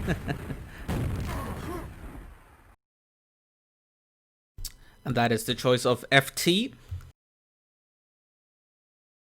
Let's see if they can do some damage here. They need to do something because they've lost the last 2 games, so... Yeah. Oh, and Simon is saying, you take our maps. Like they wanted to pick this. And they... So they're just like, they want to play the same maps, I guess. And Magnum 44 just playing them slightly better. Doing a slightly better job. But yeah.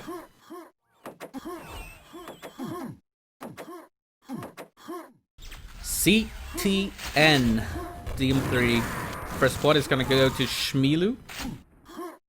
He's just barely gonna survive. 16 HP. That's 1 cell, yeah. That's not gonna work. He is gonna die to Molt with a pretty good stack here with the yellow and the mega. And the lightning gun as well. He could deny this this red from the enemy and maybe save it for his teammate, which is exactly what he does. Also, if he makes it back for this yellow, that's perfect play. And he is, so just wait for this yellow and then he can make a move for the mega as well. You should know that the mega is about to spawn to get to mega to Molt. You had it last, you had it last. No, don't kill your teammate. Oh. Yeah, he could have made a move for the mega. He had the timing on it. That's unfortunate. Quad is coming up. Simon is there, waiting for it. And here we got the LG exchange. And Flamer is actually gonna win this. So the quad goes to Flamer. This is a better start once again for Team FT. Let's see if they lose control like they did on the other maps. Good play from Simon to kill the quad there.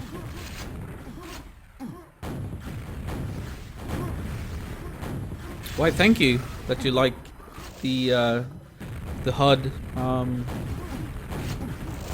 I do like it too. Some people dislike how I put everything, but I don't know. I like it. I barely ever change it anymore. And we're seeing kind of like a repeat from the last game where FT had a better start, but Magnum 44 are just getting closer and closer. Shmilu with some really good frags. But it does go down and quad is coming up. Is anyone on quad actually? Shmilu is there, but he's gonna go for the red first. Is he just gonna ignore the quad? What's going on here? Okay, so Simon is gonna pick it up and die, which is good news for Shmilu because he just ignored the quad. And I guess that's okay if you know that your teammate is gonna get it.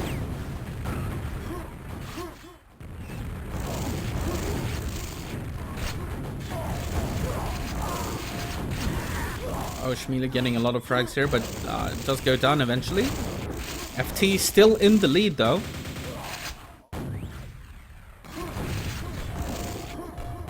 I mean, yeah, I'm not sure why. I mean, of course, I don't have access to their team communication, so I don't know what they said. Maybe he got the call from Simon that, well, the quad is safe, I'm gonna get it, so therefore don't even go for it. But yeah, who knows? I found it very weird that he didn't go for that. Flamer getting a team kill and another team kill right before the quad. That's very unlucky. That's gonna give this one away for free to Shmilu. They're gonna give it to him because he had a lightning gun, and a lightning gun with a quad is always more scary than just a rocket launcher. he is gonna get the yellow armor and some health here, so he's gonna restack on everything he needs. The only thing that he's lacking are cells for his lightning gun. Needs a bit of grenade spam, so that yellow is pretty much gone, and he's almost dead only from the grenades. That's a beautiful rocket though, to the face of Flamer. He's gonna get another frag here, and we're down to a 2 frag difference here. They're making a comeback once again.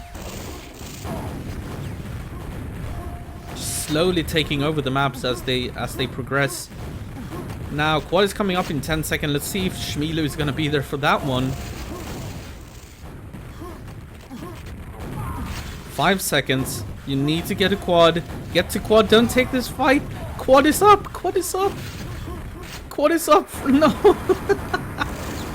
Alright, so maybe some lack of timing and communication. The quad does go down very, very quickly though, so not too bad anyways. And they're almost tied, 2 frags apiece. Apart, I should say. But yeah, need to time that quad. You need to be there for the quad. That is so important. Especially when you have the stack that Shmilu has had the last 2 quads. But maybe the fact that he was away from the quad made him, like, maybe that's the reason he didn't have timing on it. Flamer with the last red armor before quad. It's gonna be burned down here by Shmilu and that lightning gun.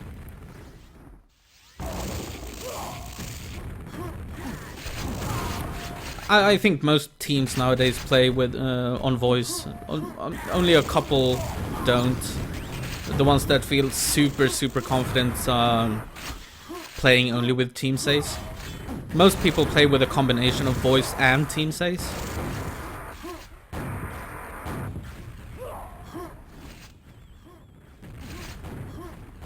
Alright, so Saman with this squad, and they once again have taken control over this map. They start bad, and then they take over somehow. Even though Shmilu has been ignoring the quad, Saman has picked up the slack when it comes to the quad and gotten the quad and killed the quad when they didn't get it.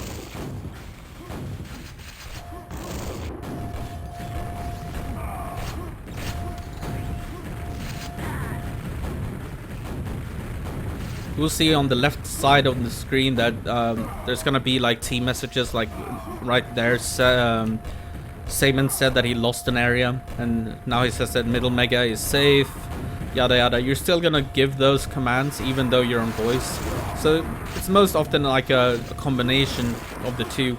Shmilu this time was very early for the quad, and he's gonna get it as well, so maybe he listened to what I said. Already it's gonna be up in 5 seconds, so it's perfectly fine to be here. Oh, what rockets from Tumult actually. One direct and then one mid-air, almost killing him, and then Flamer is gonna finish him off with the grenade launcher. Good play from Tumult to deny that quad. That could have been way scarier. But Shmilu has somehow, out of all that, he's gotten 43 frags. And with only 3 minutes remaining, they need to get a lock here. They need to get the quads. FT, that is. FT needs to get the quads and then just lock it down. One player in the mid area here just getting frags after frags, and the other player in yellow just denying this, making sure that they can get every single spawn frag. They are 16 frags behind now, so they need this. Tumult is there for the quad, so is Flamer, so this is their chance. He's gonna get 1, 2, that's gonna be 3, probably 4. Gets the yellow as well, good job. That's 5. And we're getting closer, getting closer. Maybe 6 here, no. Oh, that's a nice double. His teammate did go down, however, that's unfortunate. The red is up for his teammate, that's good. Now this is gonna be close, 2 minutes remaining. That was a great quad run from Flamer. Only 10 frags apart right now, with 2 minutes remaining, so we still have 2 more quads. Let's see who's gonna be there. No! Flamer accidentally shoots himself. They're gonna lose control. Well, actually, with the spawn, he's gonna get the red at least. At least that denies it from the enemy, but now the quad is about to spawn. Tumult is there. He only has 2 rockets to his name, though. Only 2 rockets. He can't do much with that, but he's gonna get the kill and the pack. Never mind, he has 100 rockets now. With that pack. That was a juicy pack. Now we just need some armor, and the armor was gonna spawn with some communication. He could have gotten that yellow. But he's still finding some frags here. 9 frags down now. Actually 11. Actually 9. Math is something I am supposed to be good at. But sometimes my brain doesn't want to work. Alright, so Flamer did pick up the red somewhere. Tumult holding down yellow. And they're down 7 frags now. The last quad is coming up in 14 seconds. This quad is going to decide the entire game unless it dies immediately. If it dies immediately, it's not going to decide it. But if it lives, it's going to decide the game. Tumult is there. He's ready for it. 2 frags down now. He survives that. Ah, he's so low though. Is he going to survive it? They're almost tied. And FT takes the lead for the first time since the early stages of this game. And he is going to survive with a quad. And the Mega is about to spawn. Go for the Mega, go for the Mega, go for the Mega. Nice. So he does go for the Mega, and he's in good shape. He has 9 cells. And oh no! He actually dies to the sneaky attack from Semen. And now they need to be careful. 10 seconds, 6 frags. It can absolutely happen. So just slow spawn at this point. Well, they're actually getting the frags. Never mind. They are going to win the CTN. This was a great CTN, I must say. Amazing play, and they turned it back around. That was great. Great to watch. So that's gonna give them a point as well. Checking last scores. Of course, Magnum 44 winning the first 2 maps. But the third one, CTN TM3, goes to FT with a miraculous comeback in the end of the game. Those last 2 quads, they were so crucial. So, and us, we always say crucial, us casters, but that, I mean, they were crucial. It's that simple. And they're saying that he almost had a heart attack. Yeah, hands shaking so hard.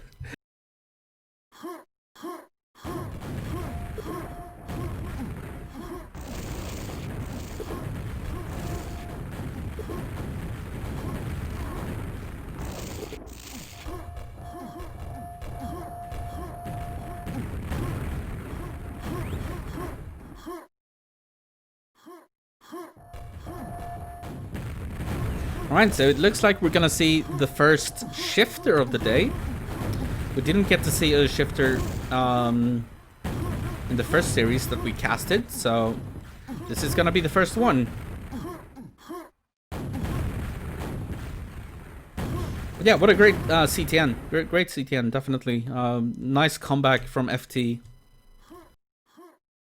Brilliant last 2-3 quads, and yeah, they did a great job. So, the first time we get to see Shifter. This is going to be interesting. I don't know how either of these 2 teams play on this map. But the quad is pretty centered in the map, so I'm sure that Shmilu isn't going to miss it, at least. Because when it's up, it's kind of like right in your face, so to speak. But here we go. Map number 4. Shmilu with the first lightning gun. Seaman does pick up the red armor and the quad. Only just now getting a rocket launcher though. Nice defensive play from Seaman. He actually missed the lightning gun. He walked right over it. So there we go. He should know that red is coming up now, and nice timing on the red. Make sure to pick it up. Good. Nice play from Seaman. Good first quad. And I think he did very well in surviving there. He has no ammo for his lightning gun though. That's unfortunate. But now he should communicate to his teammate that red is coming up. So his teammate can get this red. He doesn't need it himself. So come get it. He's gonna have to pick it up because of the attack of the enemy. Anyways, quad is coming up. Let's see if they are ready for it. Getting high ground here is always nice. It's easier to spam downwards than upwards. And here we go. Oh, that's an axe. Don't use the axe. That's not very helpful in that situation. Oh, that was so close to a teleprag.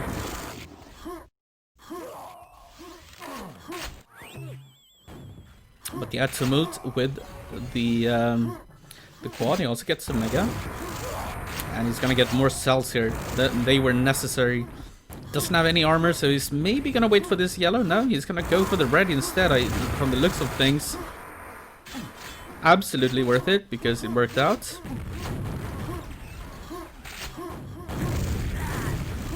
Oh, NTR, you know...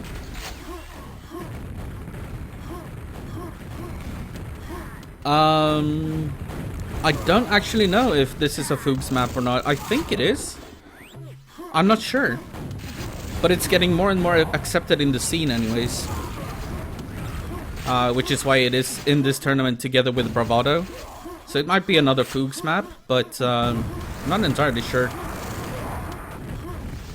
That is something that I should know.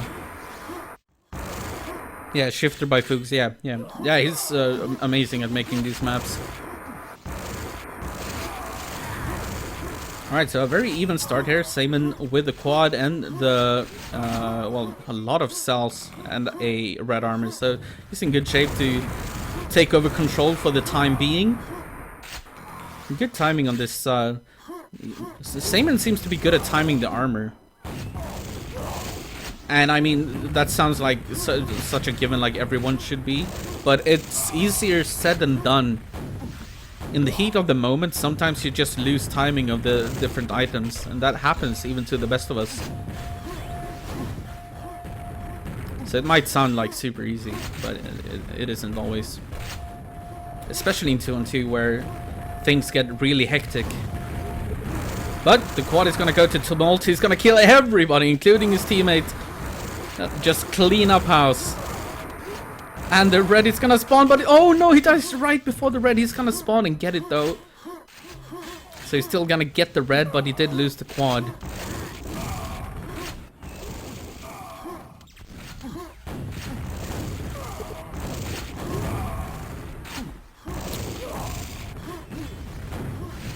Boydie, wow, I haven't seen that that name in a long time. Aimbot Tumult.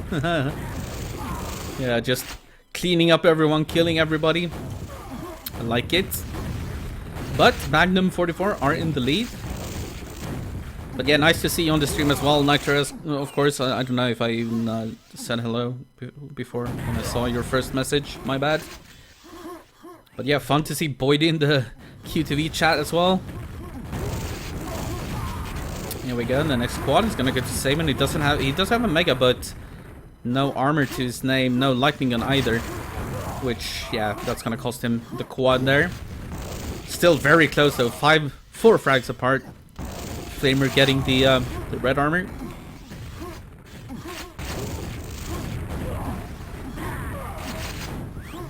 This is another map where the lightning gun is very exposed, which means that kind of like DM6, it's very important to deny it, and you kind of can, but also it works both ways, right? Because denying the lightning gun also makes you a pretty easy target for the enemy team. So yeah, brilliance by Fuchs actually in the making of this map and how it plays out. That's your teammate. Don't kill your teammate. Quad is coming up in 5 seconds. Seaman has the timing on it, but is he gonna make it up there though? That's the question. Flamer is very close to it. He's not gonna get it. Nobody's gonna get it. It's gonna be delayed, and Seaman eventually gets it. He does have a lightning gun as well and a rocket launcher, so he's gonna be fine here.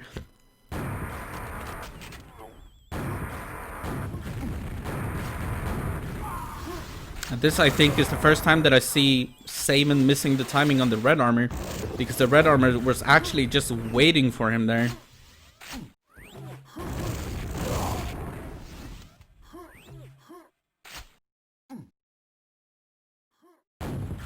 Four frags apart.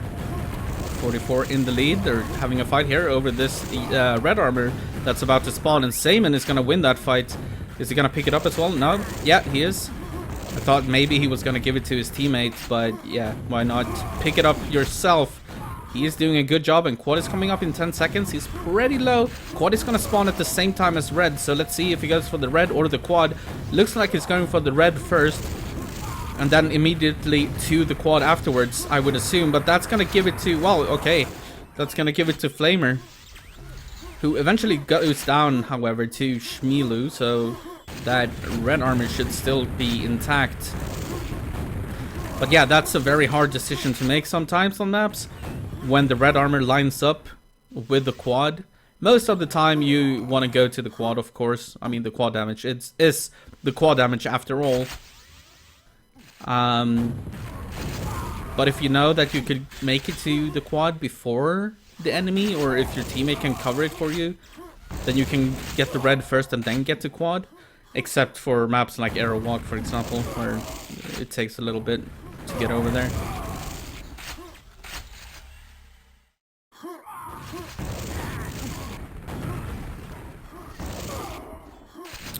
Shmilu protecting this upcoming quad pretty well, but he's gonna eat a couple of rockets here. He's still alive, however, and he's gonna give it over to Seaman, who goes down immediately, and we're still very, very close. Only 15, 16 frags apart.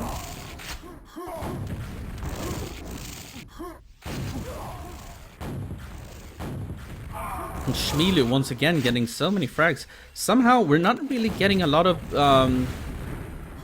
watch time on Shmilu, because he's not very involved in the quads most of the time. He's just kind of lurking around the map, getting frags a little bit all over the place. Because the auto track hasn't really... I am using auto track because there's a quad on this map.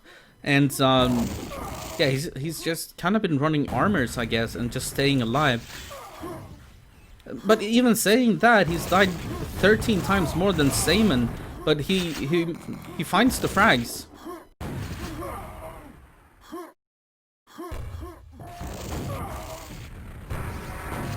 And Shmilu, just when I say that, the caster curse comes in, and he is gonna pick up the quad. Oh, nice save. I love that when you save the red armor for your quad. This is gonna make him so much more scary.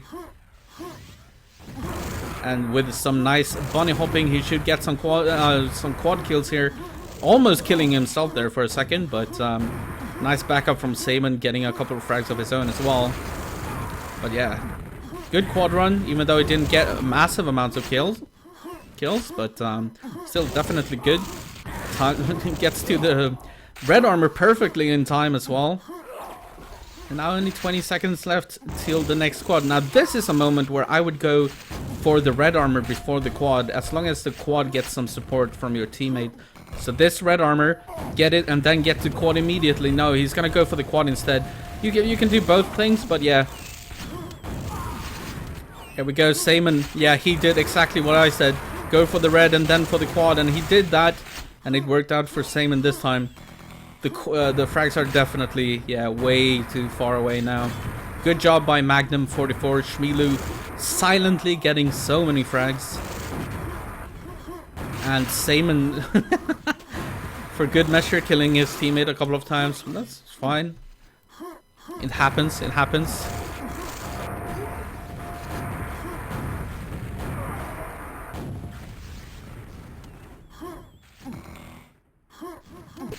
You know, having a backspace that doesn't work is very annoying in the quick lines. Retyping the same thing over and over and over again. Alright, 91 to 48. That was map number 4.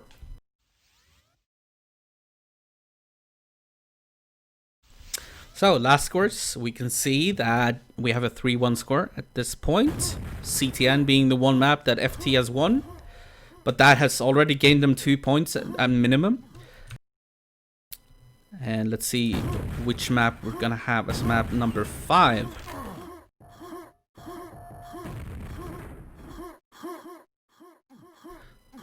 It's gonna be a DM4. Okay, so all you DM4 haters out there, you're gonna have to watch another DM4. It's gonna be hectic. It's gonna be a lot of frags. I might turn off auto track midway. We'll see, because it can be a little bit annoying. But here we go. So, Mega for Tumult, that's a bad spawn. They should get the red though, so maybe they can make... Yeah, nice rockets here from Tumult actually. Forcing them away. That's gonna allow Flamer to survive with that red armor.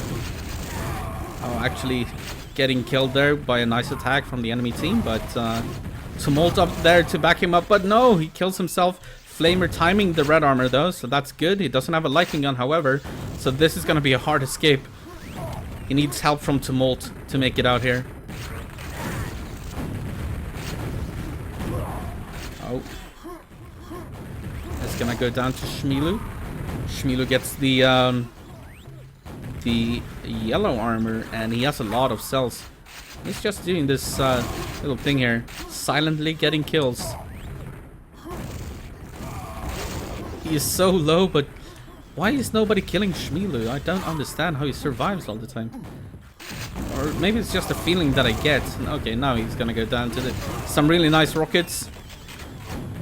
And yeah, this is where the auto track goes whack a little bit. But make sure to keep track of who we're watching down around the health and armor spot. Oh, you should actually have tried to... I think Semen should have tried to discharge there. Might have been able to get both kills. Another great mid-air rocket from Tumult, and then he kills himself right after, but mid-air rockets are always beautiful to watch. But yeah, Flamer once again with the red armor. A lot of cells, and now they have control over this area of the map, and he has plenty of armor left. Oh no, you need to use the lightning gun here. No, that was the wrong weapon choice, and Shmilu just sliding in there with the lightning gun. Yeah.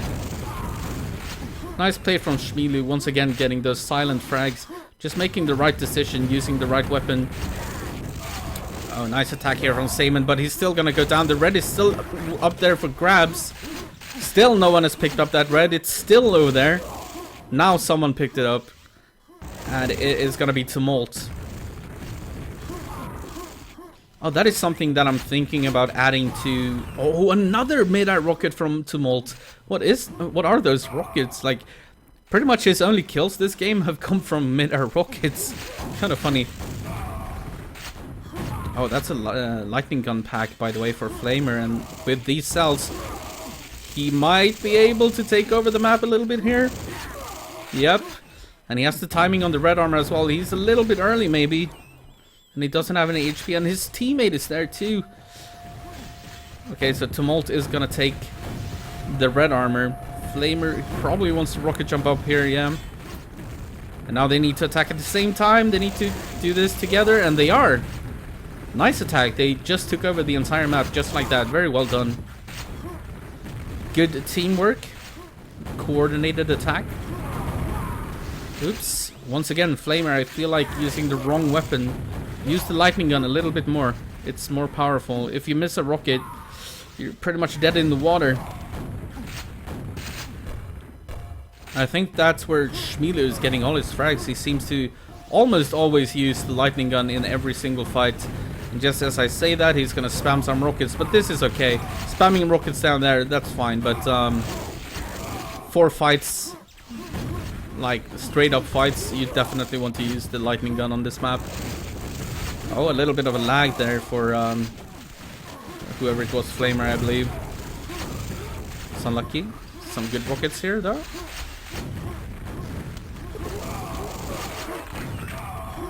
Oh wait, some chaotic things happening right now. Yeah, Flamer lagged there, yeah. I caught that as well midway.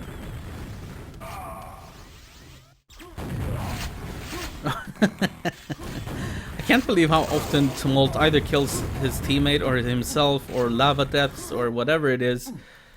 It's kind of funny. That's another lava death. Just as I mentioned it, he dies to it. And here comes Shmilu with that lightning gun. Like, he keeps doing that. And the one time he uses the rocket launcher, he actually goes down. Keep using the lightning gun because his lightning gun seems really solid. Like, he...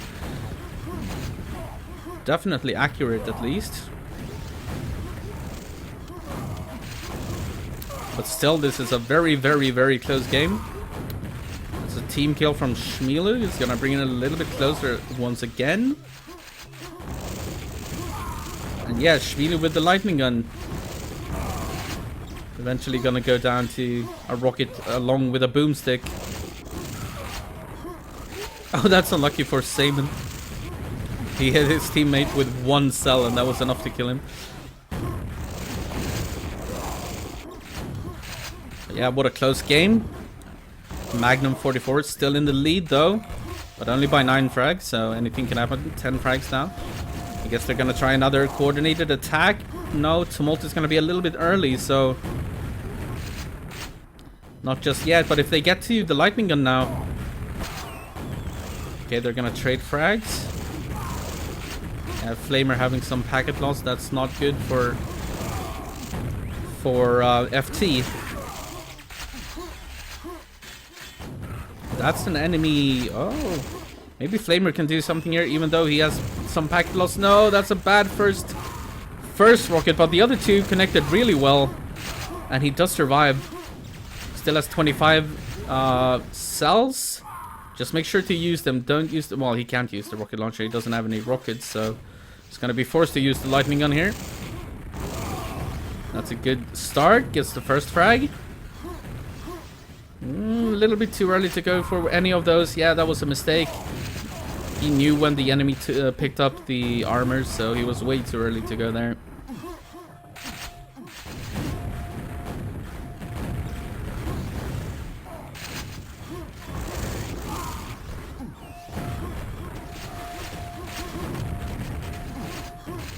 That's pretty cool. I've played a lot of Reflex, mostly Race though. I love CPM Race, so a lot of like defrag-esque. Oh, it's a telefrag by Shmilu. Nice job by him, and quietly getting a lot of frags once again. Flamer is in a pretty good position here though. He didn't want to fall down there. That's unfortunate. But Tumult getting a lot of frags here, so only 7 frags apart, 2.5 minutes left. Oh, Tumult is in trouble here, but he almost wins that fight, but Saban is gonna survive with 11 HP. And yeah, we have Mayhem here. 9 frags apart, make that 11, 10. Nice rockets, by the way. Flamer has to escape. He's gonna get the red armor. Doesn't have much HP though, so he really needs to get some HP from somewhere. And there's none to be found. This is a very dangerous jump. Yeah, he's gonna die in the lava. I would have probably stayed and waited for those health packs. He desperately needed those. And Saman and Shmilu are gonna regain control over the middle of the map. Ooh, that's a team frag though, that helps them tremendously. We're still only 10 frags apart with 2 minutes remaining. Shmilu, is he gonna wait here for 10 seconds for this red? He probably is. But that could give them some frags on Saman. Yeah, he's not gonna be able to help his teammate at all here. But he does get the red eventually. And maybe get a frag here, but he does take a lot of damage. Flamer falls down into the lava though, so that's perfect for Shmilu. And he wins that fight as well, but a nice rocket from Flamer, getting a kill there. And he's probably gonna get Shmilu here as well, yeah. He is, but Shmilu is gonna respawn on the red armor. That's a perfect respawn and at the perfect time. But is it gonna be enough though? 6 frags apart, 1 minute. And oh my god, my voice is dying here a little bit. Everything is going on at the same time. Tumult dies in the lava yet again. I wonder how many times that's happened in this series. And we're only 5 frags apart, 50 seconds. Flamer does have control over the middle area. Just don't lose it to Saman here. Saman, and he's gonna get the kill as well. That's huge actually. Eventually dies to that shotgun, but 5 frags apart. And they have control over the middle. Maybe they're just gonna stay in Mega now. Pick up this and oh my god! That was a clutch telefrag. Like, of course it's not intentional, but he spawned right on top of him. I can't believe what just happened there. 4 frags, they need to attack now. They need to do everything they can to get a frag. This should be 1 frag, maybe. 5 seconds, 4 frags apart. No, it's not gonna happen for FT. I feel so sorry for them. If he gets that red armor, and that team frag, telefrag doesn't happen, who knows? Who knows? But what a DM4 though. What a DM4. Poor FT. But yeah. That last telefrag over at Red Armor. Wow.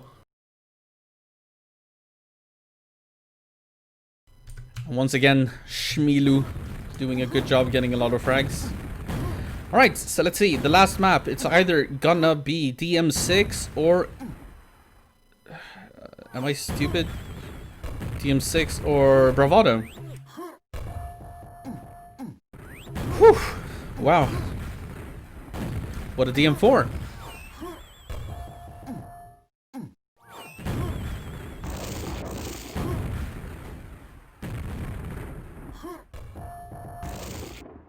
Alright, so it is gonna be a Bravado. Another Fuchs map. And we're going ready straight away. This is gonna be the last game of this series. And also the last game in the HammerTime tournament for tonight. We have more coming up tomorrow, I believe. So definitely follow and subscribe and everything like that, because I'm gonna be streaming tomorrow as well. Can't miss games, you know? Need to catch them all. It's kind of like, yeah. There's a lot of games happening in 4 different divisions, and I want to stream as many as I can. Anyways, this is the last map. So far, we have a score of 4-1 in favor of Magnum 44. The last DM4 was an amazing, amazing map. I'm just gonna scroll up. 4 frags apart. A crucial telefrag at Red Armor in the last like 20 seconds of the map. That could have changed everything. So yeah, amazing DM4. Make sure to check that out later in the VODs. Of course, everything is going to be uploaded to YouTube, as always. Alright, this squad is going to go to Flamer.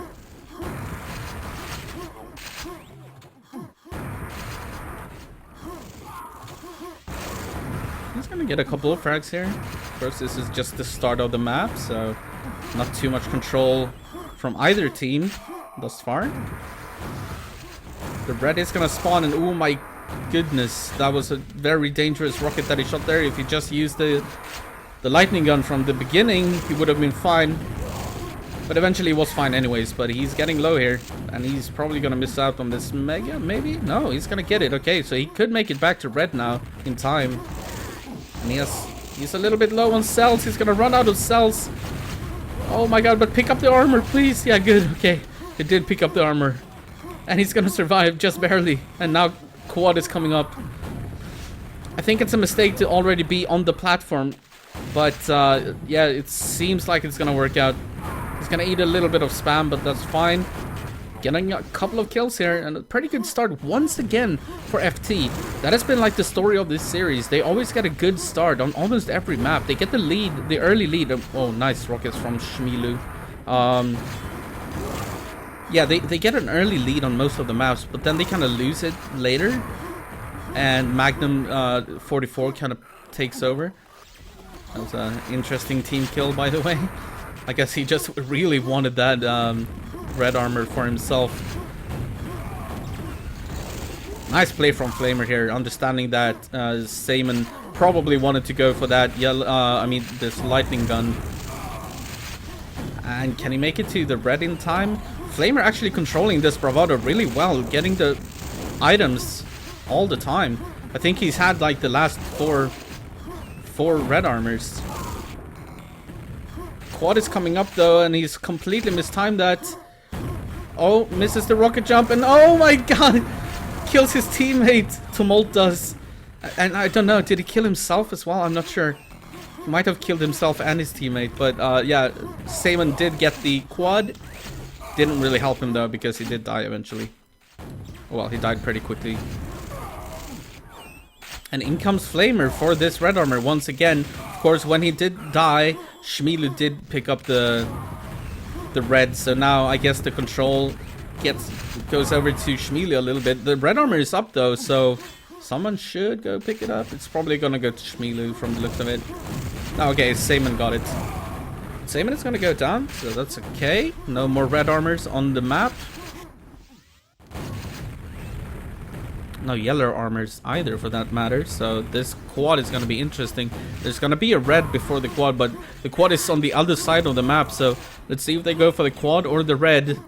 Semen is on the quad. He's going to fall down, but he's going to give it to Shmilu, and he has a lightning gun and a yellow armor, and that's big. The mega is about to spawn. I don't think he realizes. He could have waited there for the mega, but opted not to do it this time. And he doesn't even need this yellow yet because he hasn't taken any damage whatsoever. And now we're starting to see the exact same thing happen again. Shmilu taking over the map. Like, look at those frags. He's just taking it over on his own. And like I said, FT with a better start of the map. Way better start. And Flamer was controlling the red beautifully. But then Shmilu just kind of takes over. But maybe they get a break here. Tumult could get this. I would give it to... okay. He's gonna pick it up anyways. He's very low on health and everything, so he's eventually gonna go down. Shmilu does have the mega and the yellow armor. Somehow he managed to stack back up, and the quad is up. He's gonna get the first kill. He's gonna get the second kill as well. He still doesn't have a lightning gun though. That's a problem when you have the quad. You definitely want that, but he's gonna be able to pick it up now. He just barely missed that red armor. But he should have timing on the yellow. Okay, he's not gonna make it to the yellow either. But he doesn't care because he has a lightning gun and he has a quad. So he's pretty fine without. He also, funnily enough, should have timing on the... Oh my god, so many frags for Shmilu. He can get this red. Okay, he's gonna go for the yellow instead. He should have timing on the mega, actually. He had the mega last.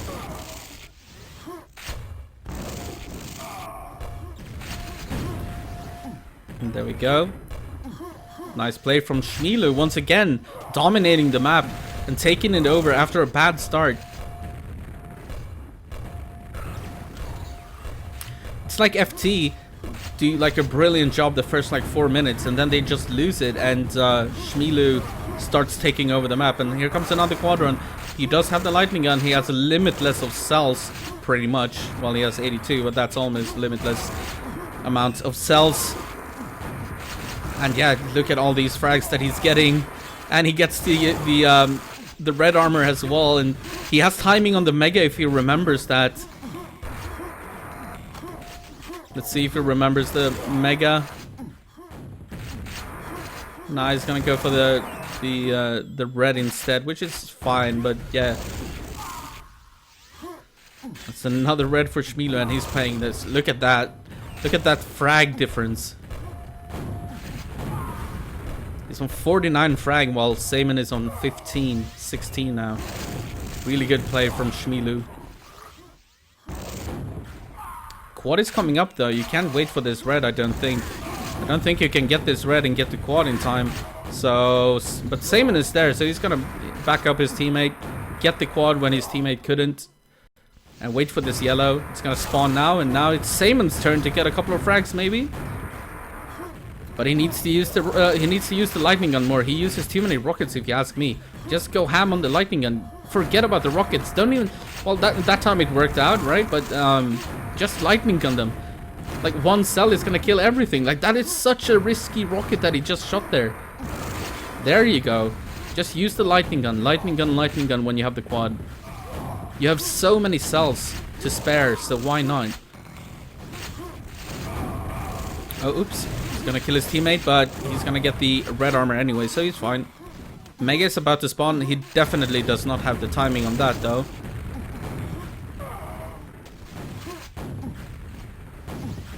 But he does control this yellow armor pretty well. And look at the amount of cells that he has. Like, he can, with this quad, just use the... Oh, okay. Worked out that time. He needs some health here now. Just use the... actually, he's making the rocket launcher work. I'm criticizing him for using too many rockets, but he's actually making it work kind of well. But yeah, eventually he is going to go down. Flamer gets a double kill, actually. But through that time, look at the frag difference. 1.5 minutes remaining, and suddenly we're 54 frags apart. Where did that happen? 44 frags apart. How did that even happen? I don't know. 54. I can't count math. But yeah, once again we see We saw FT get a perfect start to the map, and then Shmilu just took over. Nice play from Tumult. Might get the first quad in a million years for his team, maybe? Nope. Looks like it's gonna go to Semen once again. Semen is ready for the quad, and yeah. Team FT hasn't had a quad since, yeah, the first 4 minutes of the game.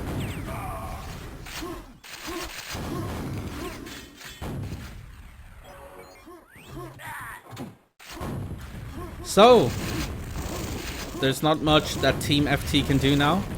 But what an interesting storyline, how FT gets so good starts. Flamer did an amazing job of controlling the red armor. He got a lot of frags in the beginning of the game, but then just kind of lost it somewhere down the line and never really managed to regain control of the red armor at all. Even now, like, he did manage to kill his opponent, but just never gets full control. Almost died, always died himself as well. But look at that. Look at those frags from Shmilu. That is amazing.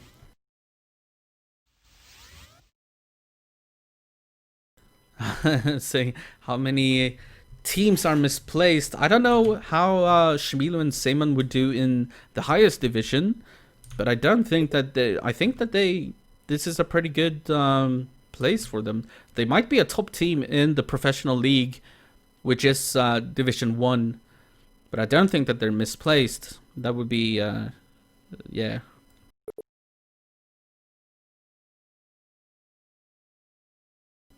All right, so the last scores, one win for Team FT. That was on CTN DM3. So that's gonna give, let me count. So 6 points for Magnum 44 and 2 points for FT in the league. So that's cool. Let's tab out and look at this a little bit. So yeah, this is the professional league, so Division 1. Magnum 44 here is gonna get a win here. They already played once and played 3-3. That was against Pulsar, Nidware, and Barisi. So they already played 3-3 there. So splitting 4 points each. It's pretty cool. But then, of course, they did win now against Flaming Thumbs. How did Flaming Thumbs do? Oh, they were against Enemy in the very first one. Enemy, of course, being OK98 and Splash. I do believe that this team might be the one to look out for in this league.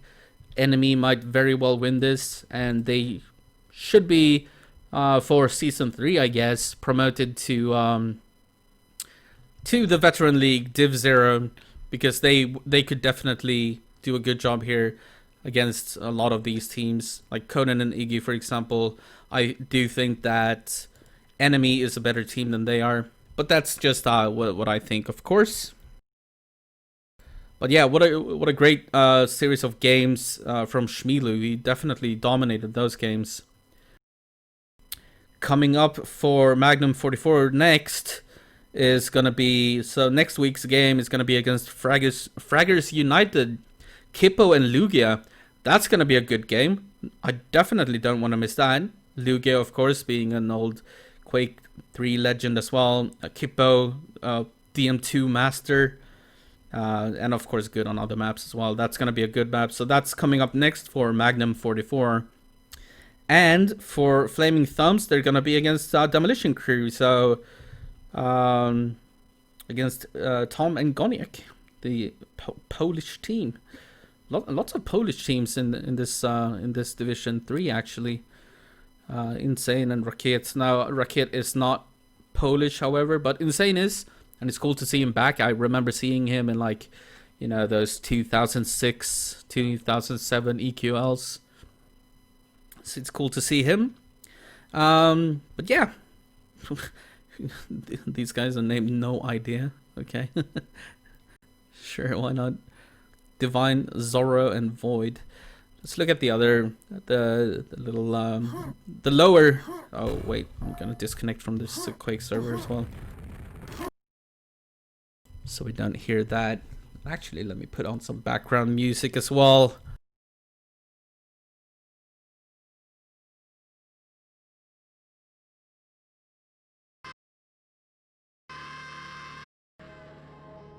Alright, wait. That's not what we want to see.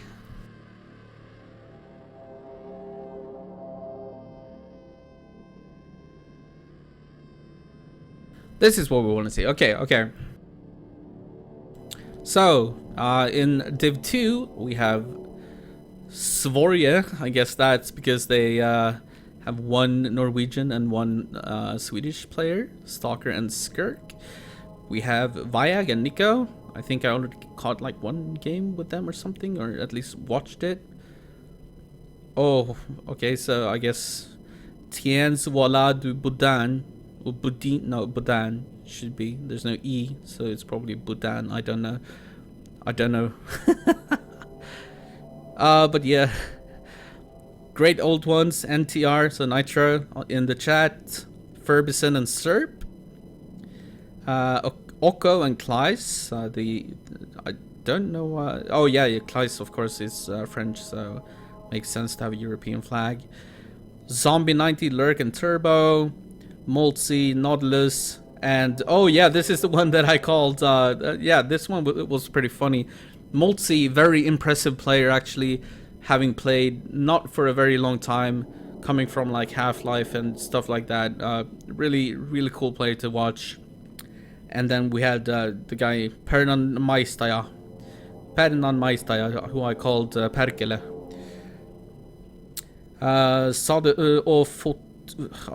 Dude, I'm not even gonna try. Hemo is gonna have to pronounce that for me. Hemo with Bleeder and Kenzu, Lower Empire, Memo, Balomet and FGH, and then the lowest Div 4. We have a couple of players here as well. Most of these I probably don't even know, but Sphere I do know. Algo, Prasku. Yeah, Kensu is in one of the teams, so he's definitely around. Use and Dog Sacrifice, Multi-Bear, Evil Uric. Actually, I know a lot of these players. Lolek and Moko. And we got Moo with Raga, Doomy, Grenja. Sodnik and Random. That's another Polish team. And here's another Polish team. Glinski, Sven Quakeson, Escape and Toilet. And the KGB. Communist Bear and Stranger. Yeah, Communist Bear, of course, being American, I think. But yeah, that's a funny name for them. But yeah, those are the divisions. So do we have a schedule? I want to see. I think we have that in the hang time. Let's swap to this scene a little bit because we don't want to see everything that's going on my Discord.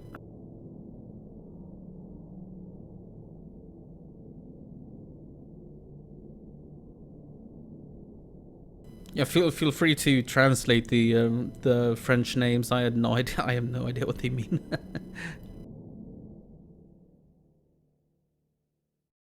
All right, we can show this actually. Oh, what is this music? This is not what I want. This is Quake 2. No. Get away. I mean, I love Quake 2 as well, but we can't have that for a Quake 1 stream, right? But yeah. So, the 22nd, tomorrow we have DM Riders versus Mariachi Band. We have that French team against the Moo. Alright, so two games tomorrow. Unfortunately, both at the same time. That's unfortunate, so I won't be able to cast both of them, but maybe Hemo Sticks can get one of the games and I get the other. I also don't know if we have any Get Quad or Nation Cups games coming up. I'm gonna try to keep everyone updated on both Discord, of course, and on my Twitter. I really wish that we could have like I'm actually gonna talk to the wiki guys and BPS and those if we can have like a schedule for everything, not only HammerTime but also all the other tournaments going on as well, because there's Thunderdome coming up as well, which is a dual tournament, so I'm gonna be casting that. There's Get Quad coming up soon enough. I'm not sure exactly when, but we already have Nations Cup, of course, which is also Get Quad. So Nations Cup going on.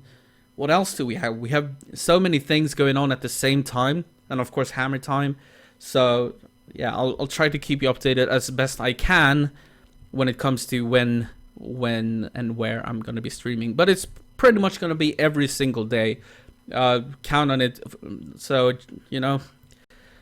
I'm probably gonna have at least one game every single game at least. But yeah, for now, that's gonna be it, and we're gonna sign off just for today. I'm also gonna fix the background noise with my microphone, which is a little bit annoying. I know that, but yeah. Thank you very much for watching, and I'll see you guys tomorrow, and probably with, well, we'll see how many games. Who knows? Might be multiple games tomorrow as well. I'm gonna upload this to YouTube so that the players themselves also can watch their games back. I'm sure that they want to see that DM4, for example, and yeah, that crucial red armor telefrag in the end. God damn it, that could have changed down everything. Anyways, see you guys tomorrow. Have a good night.